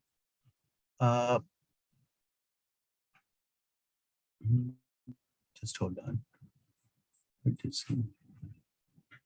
Yeah, then that mechanism becomes a basis for you to know that, okay, these are the constructs on which not much of literature has happened. These are the constructs on which not much of publications have happened. So a literature review may sometimes give you that these are the dominant constructs, or these are the constructs where not much of publication has happened. So discussion. Yeah, so you can see that here we have talked about some of the constructs in some figures. Okay, so the list of 136 construct and the frequency of the construct, you know that there are constructs which are overused, there are inactive constructs, there are potential zones where constructs are having potential but not yet used that much. So you would typically have literature review, which will say that if you use these constructs on customer experiences, then that's already a well-trodden path. There is not much of value that you are able to add. But that is the purpose. So if every kind of literature review will give you this idea about the constructs and the relationship among those constructs, then look at constructs which are less known and relationships which are yet to be explored. I think that's where the entire, research questions, research argumentation will be, build upon. Hope I could explain. Okay, so it's more about like identifying those gaps and making your questions centered around that. Fair enough. Thank you so Yes, much. Thank you so yes. much. Sometimes you get networks like this, which will help you, like privacy in those days. If you could connect privacy with technical quality, that would have been great because nobody studied that. But this is something 5 years old. Maybe now it is already explored. But relationships like this can be, undertaken using a systematic literature review. The idea is these kind of relationships will basically enable you to show gaps in the literature. That is the actual value of a literature review.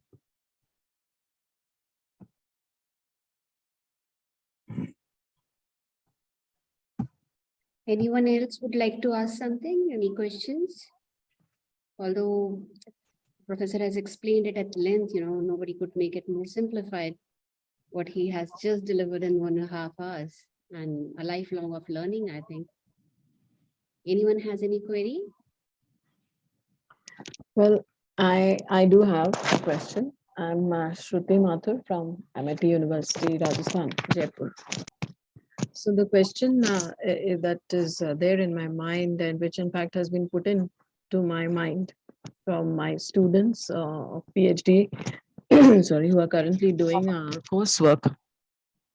So they, many of them had this query that if there are certain established facts already in their particular field, then is it possible for them to do research that goes against those facts? So I want to know if I was right in telling them that once you, this is possible only once you are an established researcher in your field. So from this kind of review of literature, if they do come across certain gaps which they would like to fill through their research, but at the same time they are contradictory to the already existing ideas, then should they go ahead with the topic or should they change their topic of research, particularly for a PhD degree? So for me personally, I don't think that has anything to do with whether one is established as a researcher or not. So if it is drastically different from what existing literature is saying, what we need to revisit if the findings are, is there adequate rigor in the how that data collection has been done, how that scale has been developed, whether adequate care was taken in terms of validity, reliability, model development, model validation. First of all, if a path is very well trodden, I should not actually start undertaking that journey in the first itself. If it is already trodden and I am revisiting that, there must be adequate doubts in my mind under what context it is not suitable. So if there is a context in which that path, the linkages are not going to hold true, and there is a reverse causality that is expected in that context, then that is good. Then that is absolutely fine. It has nothing to do with whether somebody is very established or not. But I have to have confidence that my methodology and rigor is adequately there, so that when I say that A leads to B, when most of the literature points towards B leads to A, my argument for that is based on a solid methodological findings. If my methodology is shaky, if my research methodology is shaky, how I collected the data is shaky, then that might not sail into decent journals. But yes, if I'm contradicting a good established theory, then contradiction is a good contribution actually. Okay, but would publication bias have anything to do with this? If an article is really well written, see, first of all, most of the journals which are double blind, the reviewers won't get to see your name. Okay. Most of the journals which are double blind, the reviewers don't get to see who is the co-author. Only difference what it happens is when you're making a submission, then at that point of time, if the co-author is well known, passing the editorial rejection might be easier, provided the authors have put in all the check boxes in terms of quality metrics that a publication is likely to have. If everything is fine and the authors have developed a really strong manuscript, then passing the editorial in a rejection stage might be a tad easier, because editors get to see the authors and their ORCID ID will link to your Scopus profile. That's all. But after that, if it is a, if that is something like a blind review kind of a, kind of a journal, double blind review journal, there is absolutely no mechanism in which you would be able to say that, okay, this is something that reviewers would get to know the reputation of the editors or reputation of the authors. So they would not have a mechanism, they would not have a mechanism to kind of check whether you have, a strong author details or a strong author set. But some journals are kind of single blind. They're having, they're having something who is a established author, somebody who is, more established. That would be useful. Okay, thank you. We've already, utilized more of your time, Professor. And on behalf of MIT University, I would like to pay a heartfelt thank you for sparing your time with us and enriching this community of young scholars and faculties across India to learn from you. It's a privilege and it's an honor. Thank you so much for sparing your time with us. Two things which I have personally taken away is that rejections is normal and everybody gets them. If you can get it, okay, it's okay for me to get it as well. And second is the, combining and picking up dots from gaps and in network analysis, that these are the area which has not been studied. So write reviews in that rather than going into the domains where everybody has already done too much of work if you want good publications. Thank you so much again for sparing your time. Maybe we can hear from you in future again. Thank you so much. Thank you. Thank you so much for the cordial invitation. Happy to take any questions from the audience in LinkedIn or social media later on if you feel. Thank you. Always great Very interaction. nice man, in fact, and he is very open for helping in research. So please do utilize. Thank you so much, sir. Thank you. And we'll meet and let's have a break. We were listening to him and didn't get a chance to take a break. So let's meet after 15 minutes and we'll quickly do our Prisma protocol. And this would be the next session for today. Thank you so much. We'll meet in 15 minutes. It's 3:40. So we'll be like close to 3:55 would be okay for us to meet, right? Okay, thank you. Welcome back. So are we here?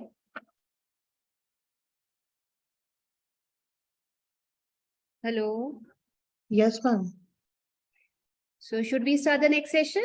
Yes, ma'am. Okay.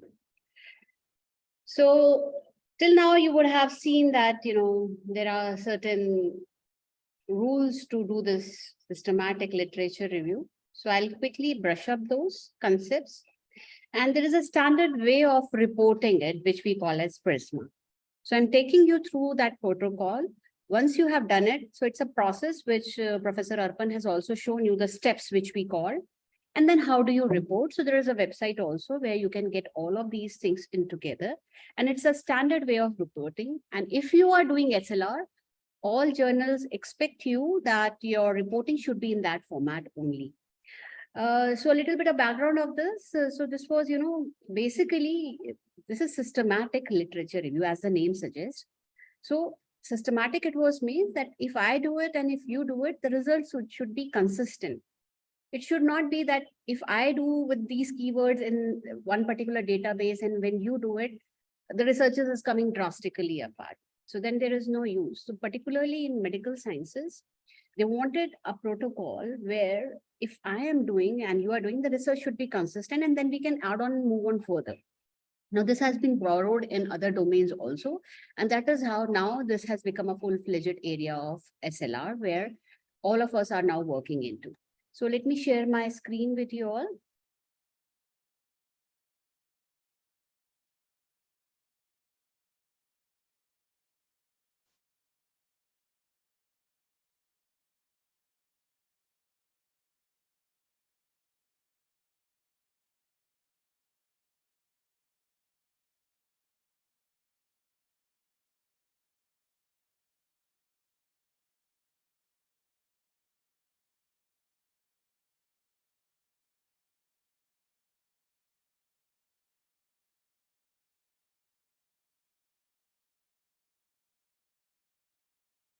Is my screen visible?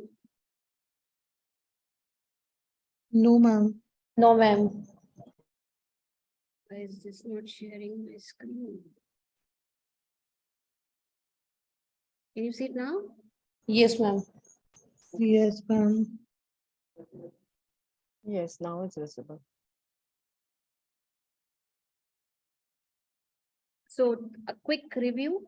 What is systematic literature review? It identifies and select critically appraises research in order to answer a clearly formulated questions. So by now you would have known what does this clarity in question means. So you pick up a specific question and you research only on that, right? So identifying a clear-cut formulated question is the first thing which is the basis for starting your literature review. Now the systematic review should also follow a clearly defined protocol. Protocol is, you can understand rules or plan where you first lay down what is the criteria and then you conduct it. It's not the other way around. People generally do it and then they try to fit in the things. Don't try to do this. The best way is that you lay down what is your research question and you move ahead with this and define your protocol. That's what is SLR. It is not the other way around that you do it and then you try to fit into it. If you will try to do it, you will be in trouble and you will always be correcting it. So the right thing is that you should formulate your research question first and follow the protocol. If you do that way, you will have a substantially good quality SLR. So we can say that a systematic literature review is a type of review that collects multiple research studies and summarizes them to answer a research question using rigorous methods. So we will go through this rigorous methods and all of those diagrams tomorrow, because there are two softwares which we use, and there are the database extraction techniques and all. That's secondary, like you can do it. But understand before doing that what is important is that you frame your question and then understand how to move forward. So that's a plan or a protocol which you have to follow. And that's what we call as a protocol in SLR. There are a few more definitions which can explain that. So you can also say that it is a review, this SLR is a method or a process or a protocol, anything you can say, which a body of literature is aggregating, reviewed and assessed while utilizing specified and standardized techniques. So somebody has done it, a lot of people have done it. It is a method or a process or a protocol, anything you can use, where you aggregate some total of all of those things which have been done by others in the past, and you identify how to, standardize this. Standardization is the key thing, because we want that if I do it, it should be same. And the same thing, if you follow on, that's the answer should be similar. They should not be different. In other words, it reduces biasing. So the personal human touch or my biasing towards selecting, rejecting, or including, or, excluding, that biasing should not be there. So it reduces biasing. And there's a rationale of using it, and you can use it for hypothesizing, and the methods which you're using for data collection are prepared before the reviews and are used as a guide for performing the process. So it's a way where you standardize the review. And review of what? Review of literature, work of others which has been done without any biasing, right? So in traditional literature review, you would have shown, the Professor Arpan has also shown you that, we were doing it, but there was not a standard way of writing it, or we were not critically examining and summarizing it. And there were no fixed rules or protocols to present the data also. Here now we have all of those things which were not in the traditional literature review. And that is how we have developed this area of SLR, right? So systematic literature review includes what? First of all, very, very clearly defined objective, explicit predefined criteria. Now, these criteria are for inclusion and exclusion of literature. I'll give you a demo of a few of the databases tomorrow. How do you create a query and extract? But when I do this, that's the foundation of my starting criteria for SLR. And we have to define that in our paper, that this was my criteria and what all I have done. Now, whatever you are doing, you have to report it back also in your paper. So there is a protocol of reporting them into paper, and it is standard. All good journals follow them, that reporting pattern, and they want you to report your SLR in that format only. If you are stating it as SLR, you will have to follow the protocol, either of the one. Like, for example, what we are doing is this Prisma technique. I'll take you through. But there was one also which Dr. Arpan mentioned. That was your TCCM, theory context characterized method. This is also a new one in social sciences. We are using that as well. So you can use either. There are not too many, there are 2, 3 only. But the most standard one is your, are you able to see my slide? If you are not, please revert back. Yes, ma'am, which is. Okay. So, yes. So you have to look into the protocol of reporting, and that's what you have to look into. So what I have done, okay, here. So you had to you had to define what are your criteria for inclusion and exclusion. You had to look into predetermined search strategy, and which will help you in collection of information. You also have to predefine characteristics of criteria applied to all the resources utilized. Then the systematic evaluation of the qualities of the study included in the review, and the identification of excluded sources of literature. So you will have to justify what all are you including in your study and what all are you excluding, what is not in your research, what's not part of your SLR framework, and what all is included or excluded. Everything you will have to justify in that protocol.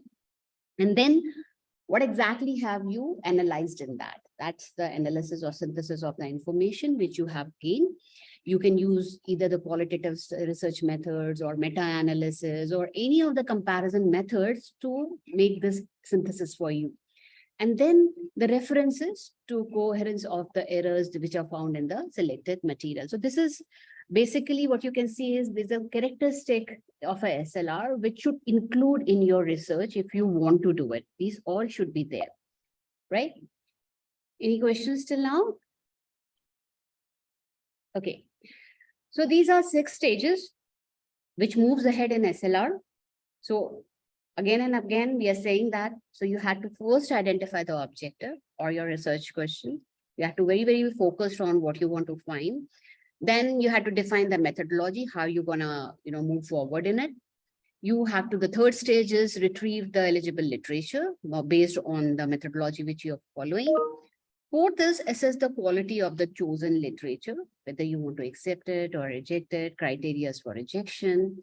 And the 5th is to identify the information and prioritize, portray the findings. So that is analyze what is there in the literature and synthesize the results. And the last is that you had to synthesize the results with reference to whatever information you have collected and whatever findings you are getting from this set of information which you have built in. Okay. Now this is a diagrammatic representation of what you do it. So you create a research question, you create a search string, you search the data sources, that's the databases. From those databases, you collect your studies, number of studies. You include or exclude based on the criteria. You further, filter them on the basis of the studies and the areas and the domains of publication. Out of this entire funnel, you just pick up the very selected studies which you want to take further and closely look into. Then you check for the quality assessment of your selected papers or studies, whether they fit into your criteria or not. And among those limited piece of resource papers, number of papers which you have pulled out of this entire pattern of research or path of research, you then build on and understand what's the findings in this paper and try to synthesize your findings with the outcome and try to prove your research question and gain insights for your research question for which you have actually done this entire review. Okay. So what exactly is the objective of doing this SLR? So it undertakes a systematic review of literature related to the area of study, selects a subset of studies, collects and analyzes, offers a clear picture, and it provides an appropriate framework. Now, looking at to the search strategy. Search strategy is what are you looking into? So search strategies are intended to identify and collect all the literature that comprises with the inclusion and exclusion criteria for the research. You can also go in for mixed search strategy, wherein you will say that I have done automatic research from the electronic database, but also I have added manual researches, but you will have to be very careful in justifying why did you do it so, right? So most of us, if you do not have access to many papers, many databases, so we try to mix and match, and we try to quote it as mixed search strategies just because of our limitation of data bases. Maybe I have a database access of Scopus and I do not have a database Scopus of Web of Science. I pull up some papers from Web of Science and I say that I have done a mixed search strategy, which is not a correct way of doing things. There has to be a valid reasoning Why have you gone into this? What was the reason of including or going for a mixed search strategy? What was the reason of choosing these electronic database? Which one particularly have you chosen and which one have you not? So that reasoning has to be included into your search strategy. Merely just running a query, getting some papers, interpreting it, it's not a good idea for a good paper, for a good journal. So you will have to clearly define that how am I going to present my search even before I, start writing to it. Like when I'm approaching a data set from the electronic database. So should I take one? Should I take two? Or I go in for myths? You have to decide, right? For your convenience, and I'll show you Scopus and Abisco host tomorrow. But there is a database called JSTOR, which is also free. So you can log in into this and make your account. JSTOR gives free access, though it would not have as good papers as your Scopus or Web of Science has, because they are all linked to the what kind of publishers you are attached with. But as a beginner or to be in this field, you can start trying. At least you can build on your competency in this area. So you can go to JSTOR and you can do the same thing which you do to Scopus. Only thing is the Scopus will have good quality papers because the journals which are linked to Scopus are better rated. JSTORs are totally open source and open access, and would not have access to those journals which are quite good in ranking or ABDC ranked. That's the difference. But if you want to learn this JSTOR also gives you the same kind of feel. Look and feel is same, but yes, the quality of papers would be different. You can, I'll give you a data set tomorrow from Scopus to do it, to try everything, all commands. Nevertheless, you can look into and collaborate. The thing is in research is that you should go in for collaboration. Look for some friends and colleagues or connects people who have got access to these databases so that you can do collaborative research. People are looking for such kind of collaborations. And that is how good publications come out. Somebody is good in writing theory part, somebody has got an access to databases, somebody is good in analytics and programming. So make up a team of your comfort area and try to work on it. And don't be greedy. Greedy means like, that's my paper and I should not share. So see, we are all faculties, and the more you share, the more you prosper. So you may have different ideologies, but the thing is that if you have this, even then you would not know, you would not want to include people who would have expertise in the areas which is coming up in those clusters, and you do not know how to describe them. So the good, team or a good combination of authors can really pull out a good publication. Coming on to Prisma. Now this is a protocol for SLR. So Prisma stands for preferred reporting items for systematic reviews and meta-analysis. So it's a protocol. Protocol means it's a rule. So in short form, this entire thing is known as Prisma. So preferred reporting items for systematic reviews and meta-analysis. So when, after 2008 and 9, these databases were developed and there were a lot of such kind of research were going on, database based. So everybody was trying to, present in their own ways. So this was the organization of few universities in US, which laid down the protocol of doing this. And also report, not just doing it, reporting also in the research papers. And the journals are now clear on that if you are submitting a SLR paper, you should have followed Prisma or any other standard protocol. But this is the most common one. Most of the journals, they accept this. So what is Prisma? So Prisma is an evidence-based minimum set of items for reporting in systematic reviews and meta-analysis, both for SLR also and for meta-analysis also, and for bibliometric also. This is a rule. So Prisma primarily focus on the reporting of reviews, evaluating the effects of interventions, but it can also be used as a basis for reporting systematic reviews with objectives other than evaluating interventions. So Both ways, if you are evaluating interventions or you are not, or just reporting, both way Prisma will work. Now, what is this protocol? So a systematic review protocol describes the rationale. Why are you doing it? Hypothesis, what do you want to investigate into it? And a planned method of review. What will you include? What will you exclude? Everything you write into this, and there is a standard way of writing it.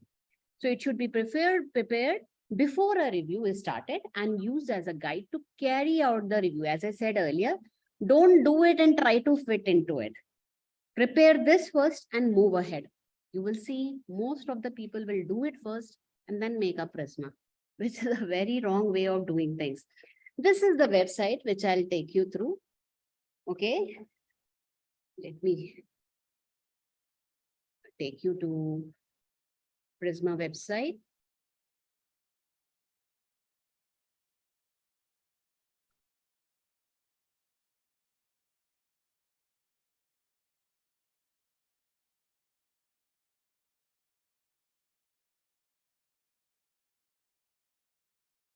Okay, can you see my screen? Yes, ma'am. So this is what is a Prisma website. Prismastatement.org. Can you see it? Yes, Yes, ma'am. ma'am. So if you Yes, ma'am. type on your Google, this will come, right? So this is what is you have to follow. It has got a checklist. It has got a flow diagram. It has got a statement, and it has got explanation and elaboration formats. You can use them to do your research. Say, for example, for this Prisma statement. So this is the statement which you can look into a checklist. So everything is given in two formats, PDF also and Word. You can download these. Say, for example, let me show you this.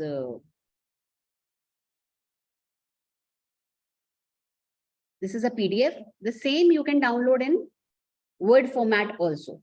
So these are standard formats.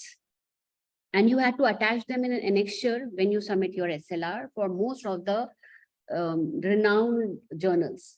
And if you want to give it and submit to ABDC ranked journals, you will have to make this checklist. If you are doing specifically mentioning SLR based research paper.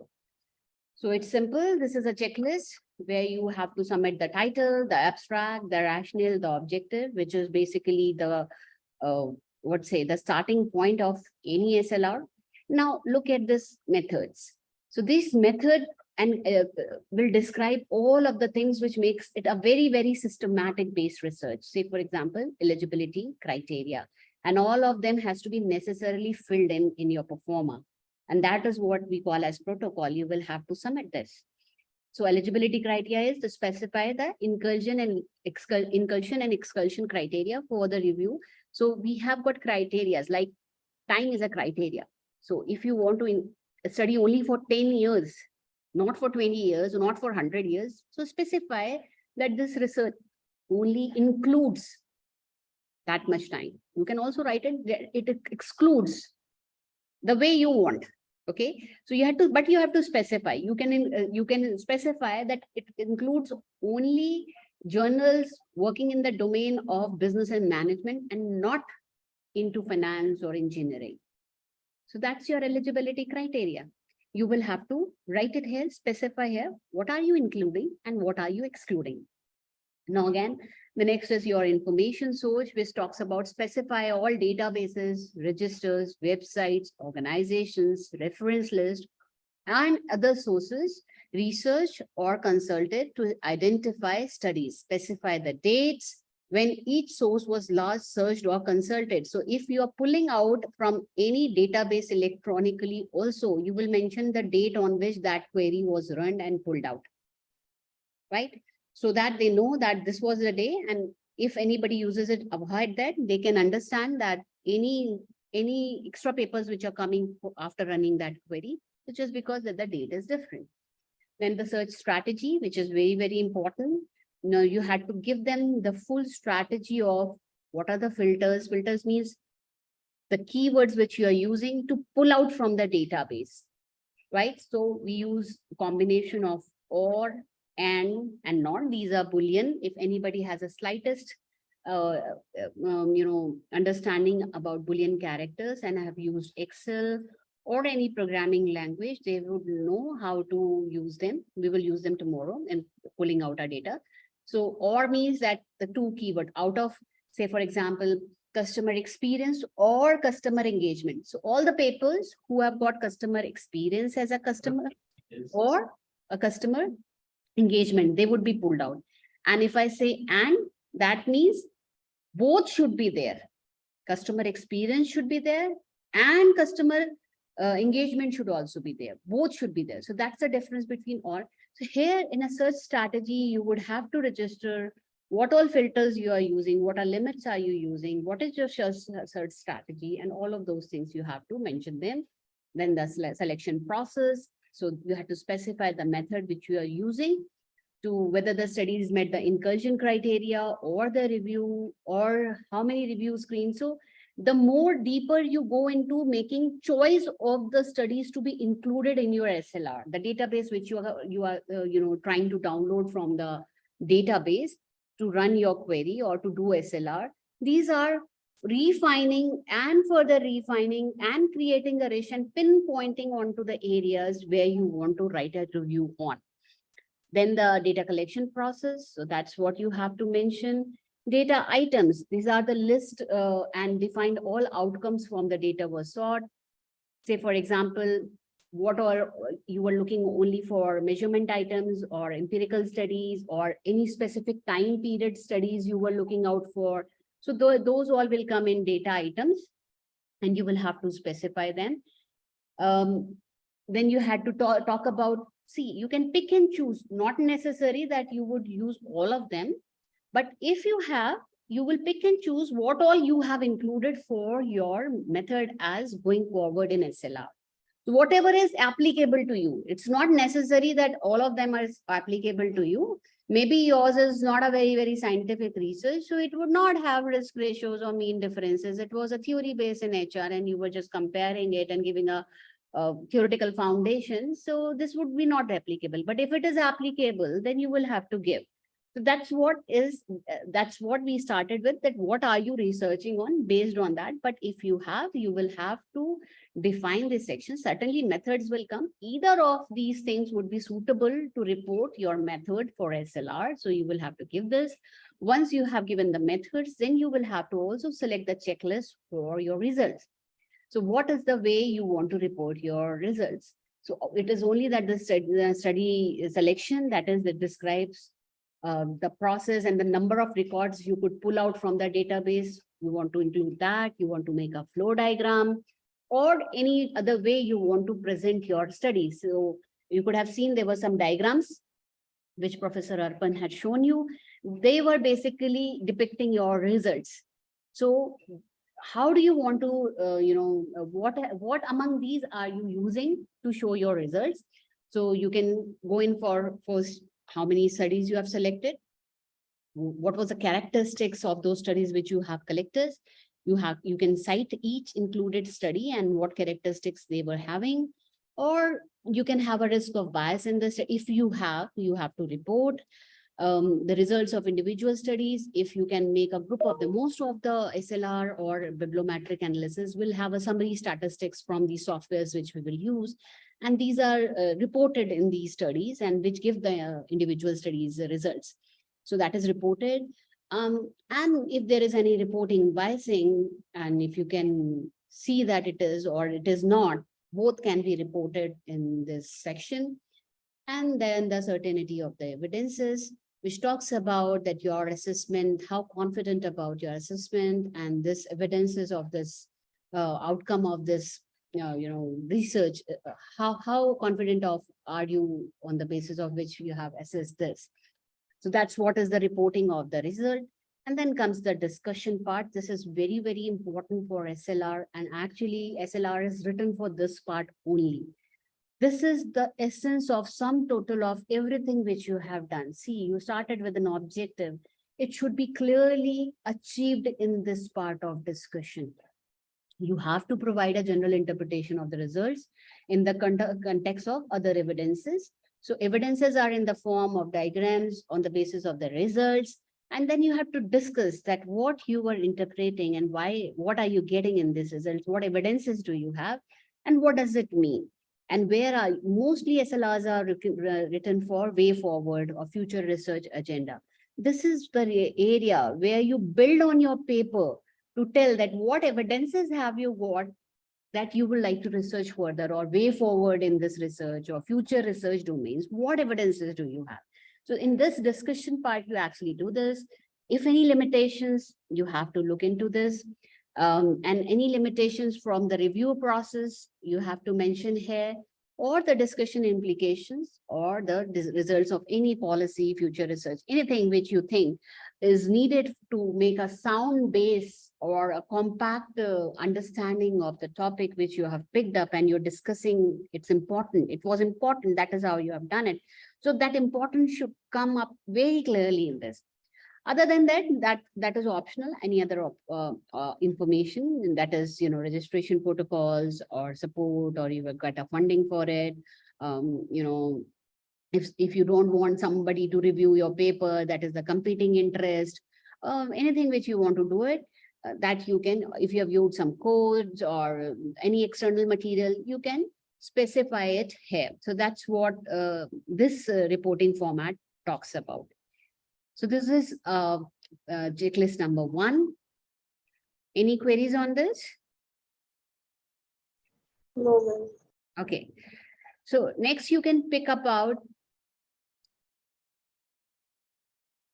You can, choose which one you want to do. So most important is this Prisma checklist only. But if you are from medical background and you have a elaborated explanation, you may go in for expanded checklist. For social sciences generally would do it. But for medical, we borrowed it from medical sciences only. They need a very, very specific reason why, from where is this coming from. So they use this expanded checklist also to explain and to elaborate which way they are going into. Most of the time for other domains, this Prisma 2020 checklist works, good enough. There is a app in or a class in our studio called Shiny app, but it doesn't really work well. You had to do too much to feed information into it. My advice is make it on a Word document. It will ease off your life. For a Shiny app, I'm not taking you through, but it requires lots and lots of input. Say, for example, this is already a 27 item checklist. And then you had to feed it into a software. It's tedious. Until unless you are pro in all of those things and you want to do it, I would not advise you to do it. Go and do it manually. That's it will save your time and energy, and it will give you a clarity of thought also. Now, once you have made the checklist, you can go and you can make this flow diagram. I'll show you what does this flow diagram look like.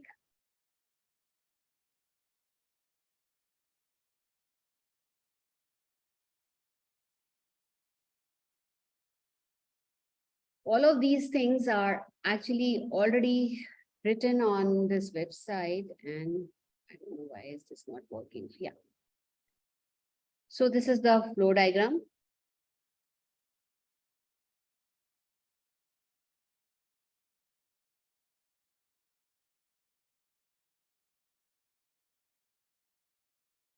This is the most common diagram you would see in SLR papers.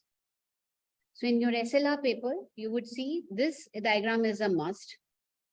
So again, there's a Shiny app which can make you this. You have to feed in on the information, or you can download this in a Word format and do it manually. Most of the time it is done manually, right? So look at this. This has got 4 parts, included screening, identification, 3 parts. And you can make this as a base of how have you done this literature review, right? This is the literature review first from I'm sorry to disturb, but the diagram is not visible. Hello? Yeah. Let me look at it.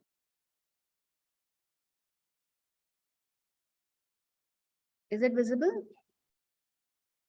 Yes, ma'am. Now it is. Yes, ma'am. Okay. So this is a diagram, which is a flow diagram. So in what way have you searched? That's a diagram for this. So you have identification of studies where database and registers. So you have looked into identified studies using a database. Then you have to define and write it here in numbers. Say, for example, how many databases did you consider? Databases, your Elsevier is a database, your Science Direct is a database, your Scopus is a database, Web of Science is a database, even Google Scholar is a database, Abisco Host is a database. So there are so many databases. How many are you considering for your research? You have to write it here. And then among them, how many registers will you, under what, how many registers from these databases will you use it? So you will define in number. In number, you will define it.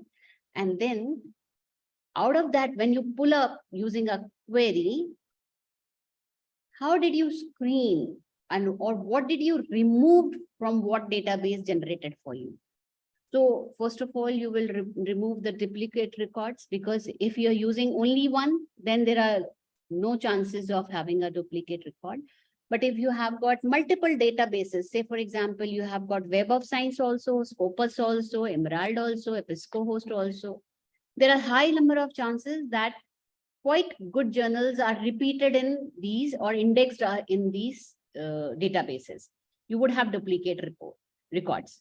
You will have to remove duplicate records before you proceed further. So one thing is that you pull out from different databases. Second is that how do you arrange those, what you have pulled out, to move forward for further research. So you will remove the duplicate items first. If you're using more than one database, then you will, the records marked as ineligible.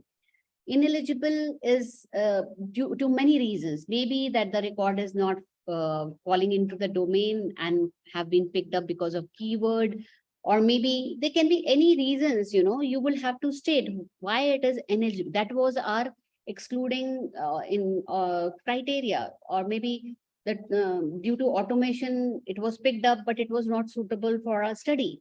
So we have to remove all of those studies which do not fit into our research objective.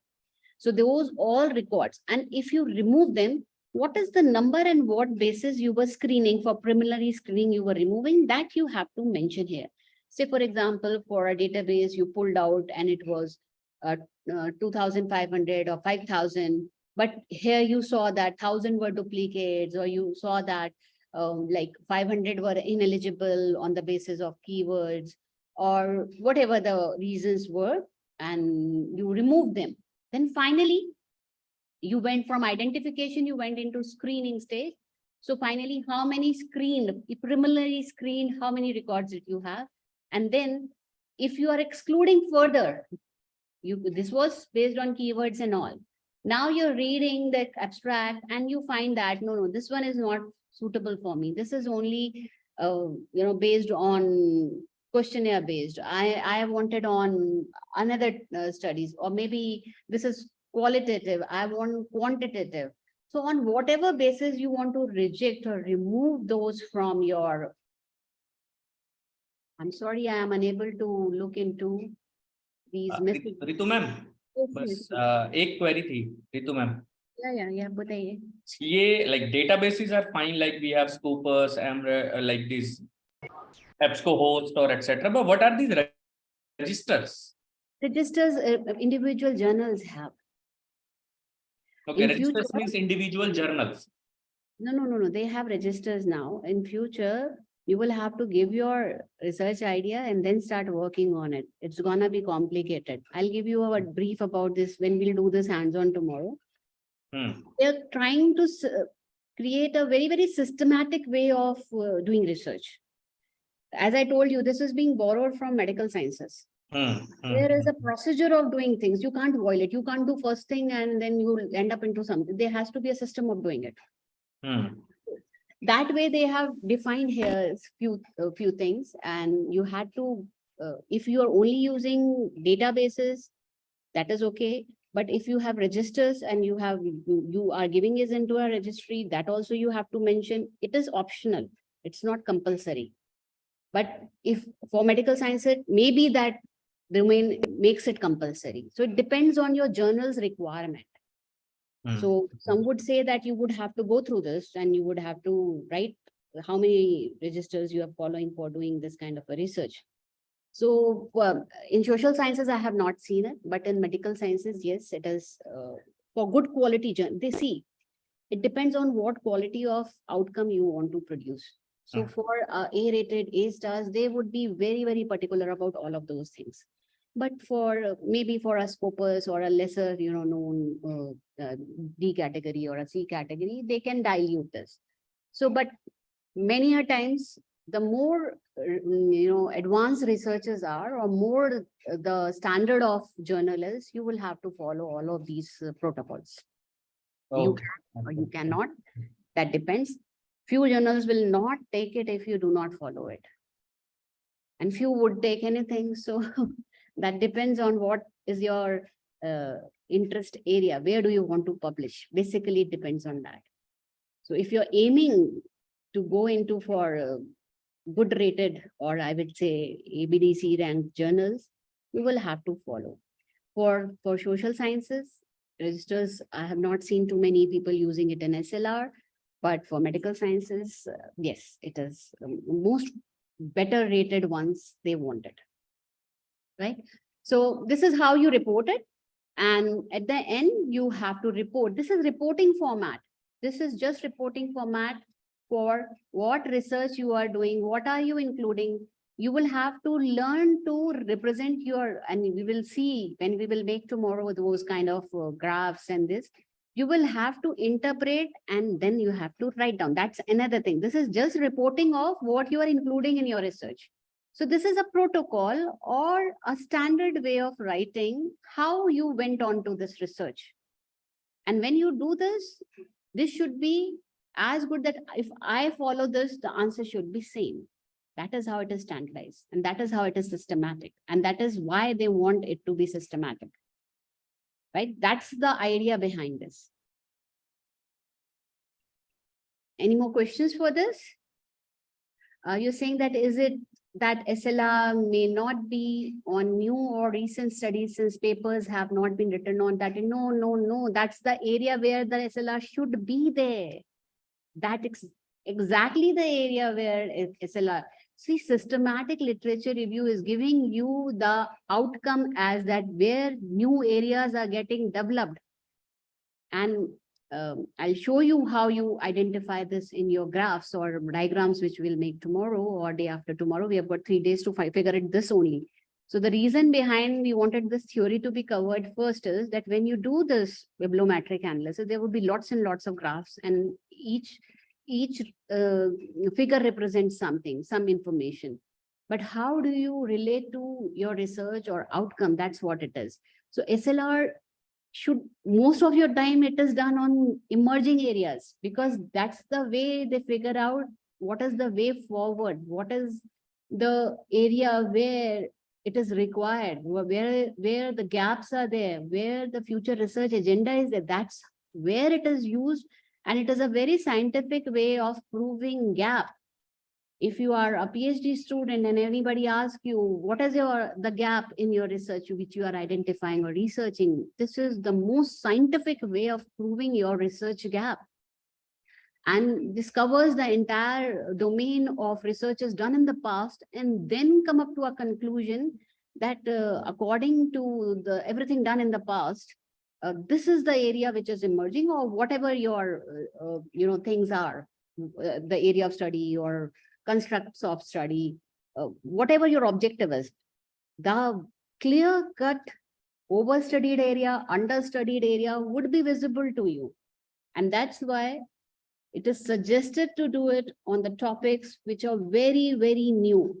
If you try this doing on a very new topic, buzzword which has just come up, there are high chances of publication, provided you report them and prepare them on the. Do not try to mix and match and dilute the essence of it just because you want to get paper published.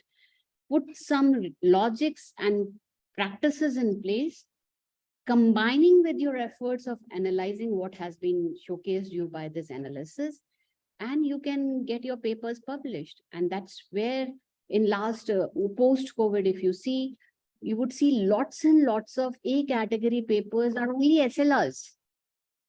Most of them are SLRs because from there they're picking up the new areas, new domains, new insights. And that's the contribution, or that's the utility of doing an SLR. So I'm stop sharing this, and I'll share this PPT with you, which shows the basics of SLR and why do we do it, and there's some kind of steps also. Also, this protocol Prisma website is freely available. Download these protocols, fill it up before you submit, or make it before the start of your research. Practice it, follow it, and try to move on to the next step after that. If you do it, I assure you, you will have good publications, and there's no way that, you'll not have or there's no reason that you should not get a good publication.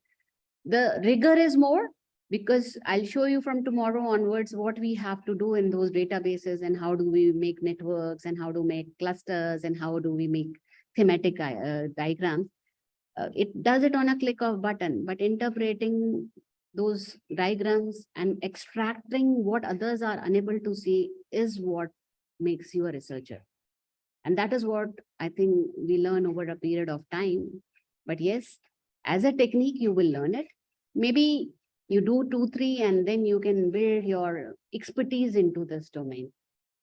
Right? Any questions further?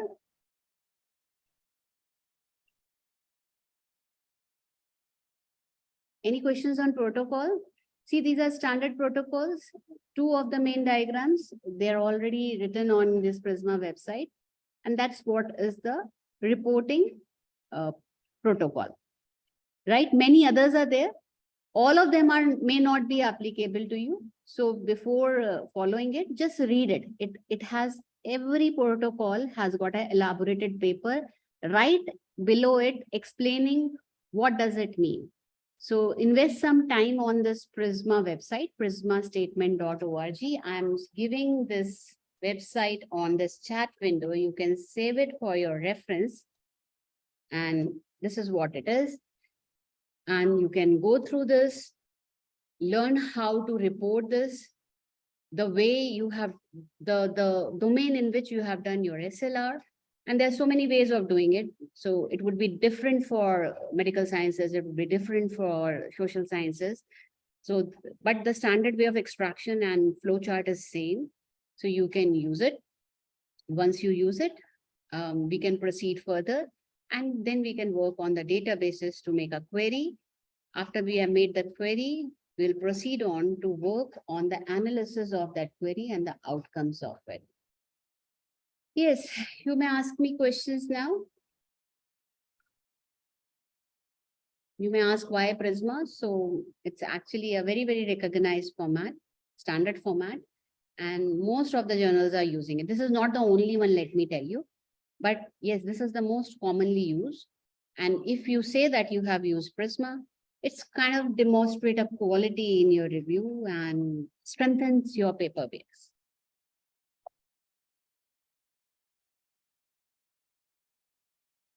Can I have One question, ma'am? Yes, ma'am. I want to ask something. Yes. Ma'am, am I audible? Yes, you are audible, Ritu. Yes, ma'am. Yes. Ma'am, actually, I'm writing a paper on SLR only.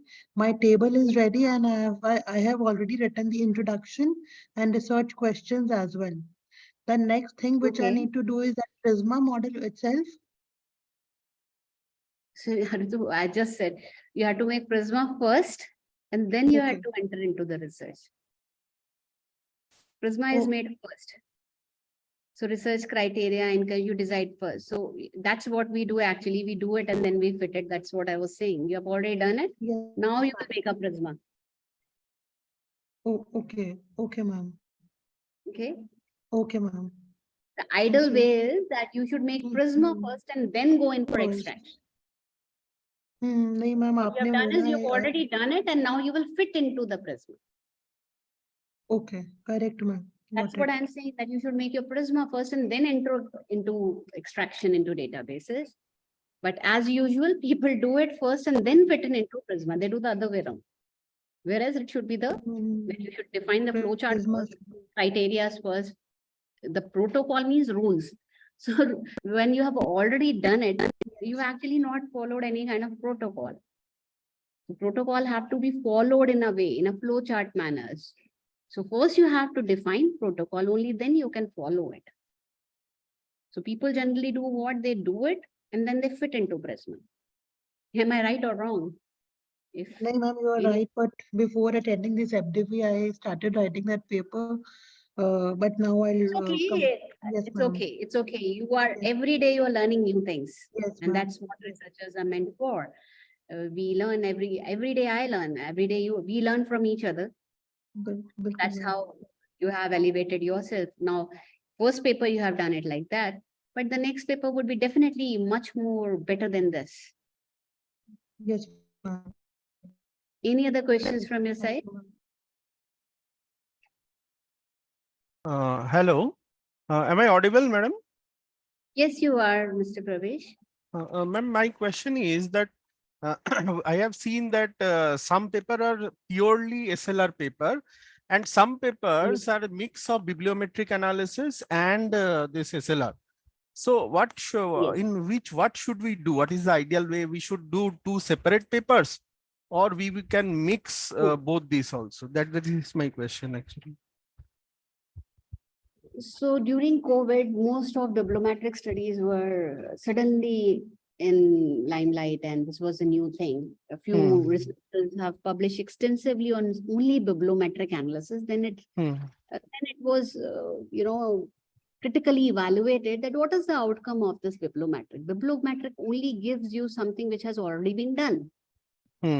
What is new in your study when you do it? So what is your research objective and what is your research gap? That's the main when you write a paper, that's two main things which you have to fulfill in that. So what research are you focusing on and what research gap are you fulfilling with this kind of a research? And both were quite questionable in bibliometric. Nevertheless, unless you do a bibliometric, can't actually proceed toward SLR. Why? Because it is only through bibliometric that you identify where the gap is. Yes. Right? So unless you see, so the right way I would say is that for any SLR, SLR says that you have to extract from databases. So you start with bibliometric and you build it on to SLR. Now, current trend, whatever has happened in last 2-3 years has happened already. Nobody is accepting only bibliometric papers because nobody is interested in knowing who is the most cited author or what is the most production country or institution. It doesn't serve any objective. Right. So what we do is, that is what is your search strategy and a protocol which you're talking about, that using the database, our objective is not to find out what is the best cited paper. We would look now deeply into that, what those papers which are coming into clusters or themes we're talking about, and what is the way forward. So definitely we will use bibliometric analysis, but we will use this bibliometric to build on SLR. Okay, So madam. not that it is useless. It is not that you can only use it. So it's a mixture of both. You proceed with that only. So you use bibliometric to build upon your SLR. Okay. Right. Any more? Thank you, madam. The reason I did this, the flow of this FDP was put into like this is to have a lot of theory first. Because when we start doing bibliometric, there's so many graphs. Most we would give so many graphs. Your BiblioShiny gives so many graphs, and at a click of button, you can make up cluster and tables. You get lost in that. That's not what is important. This theory which is being given is important. That software will give you. But what would you do out of those figures? That is more important, that how do you build upon and find a gap and build a new theory or an area where you can, really justify the gap and your contribution. Till the time your paper doesn't have any individual contribution, individual in the sense a unique contribution or outcome or substantial amount of discussion on what exactly is laying forward or identified by you, it's difficult to publish for SLR specifically, because it is meant for that only. Any more questions?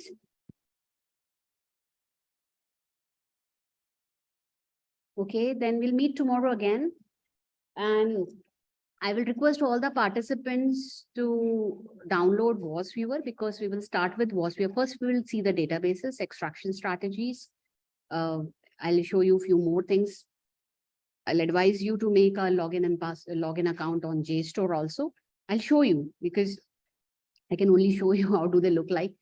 Then you will have to approach to institutions or universities which have access to these databases to pull out your queries. A sample query I can give you to work on WAS Viewer.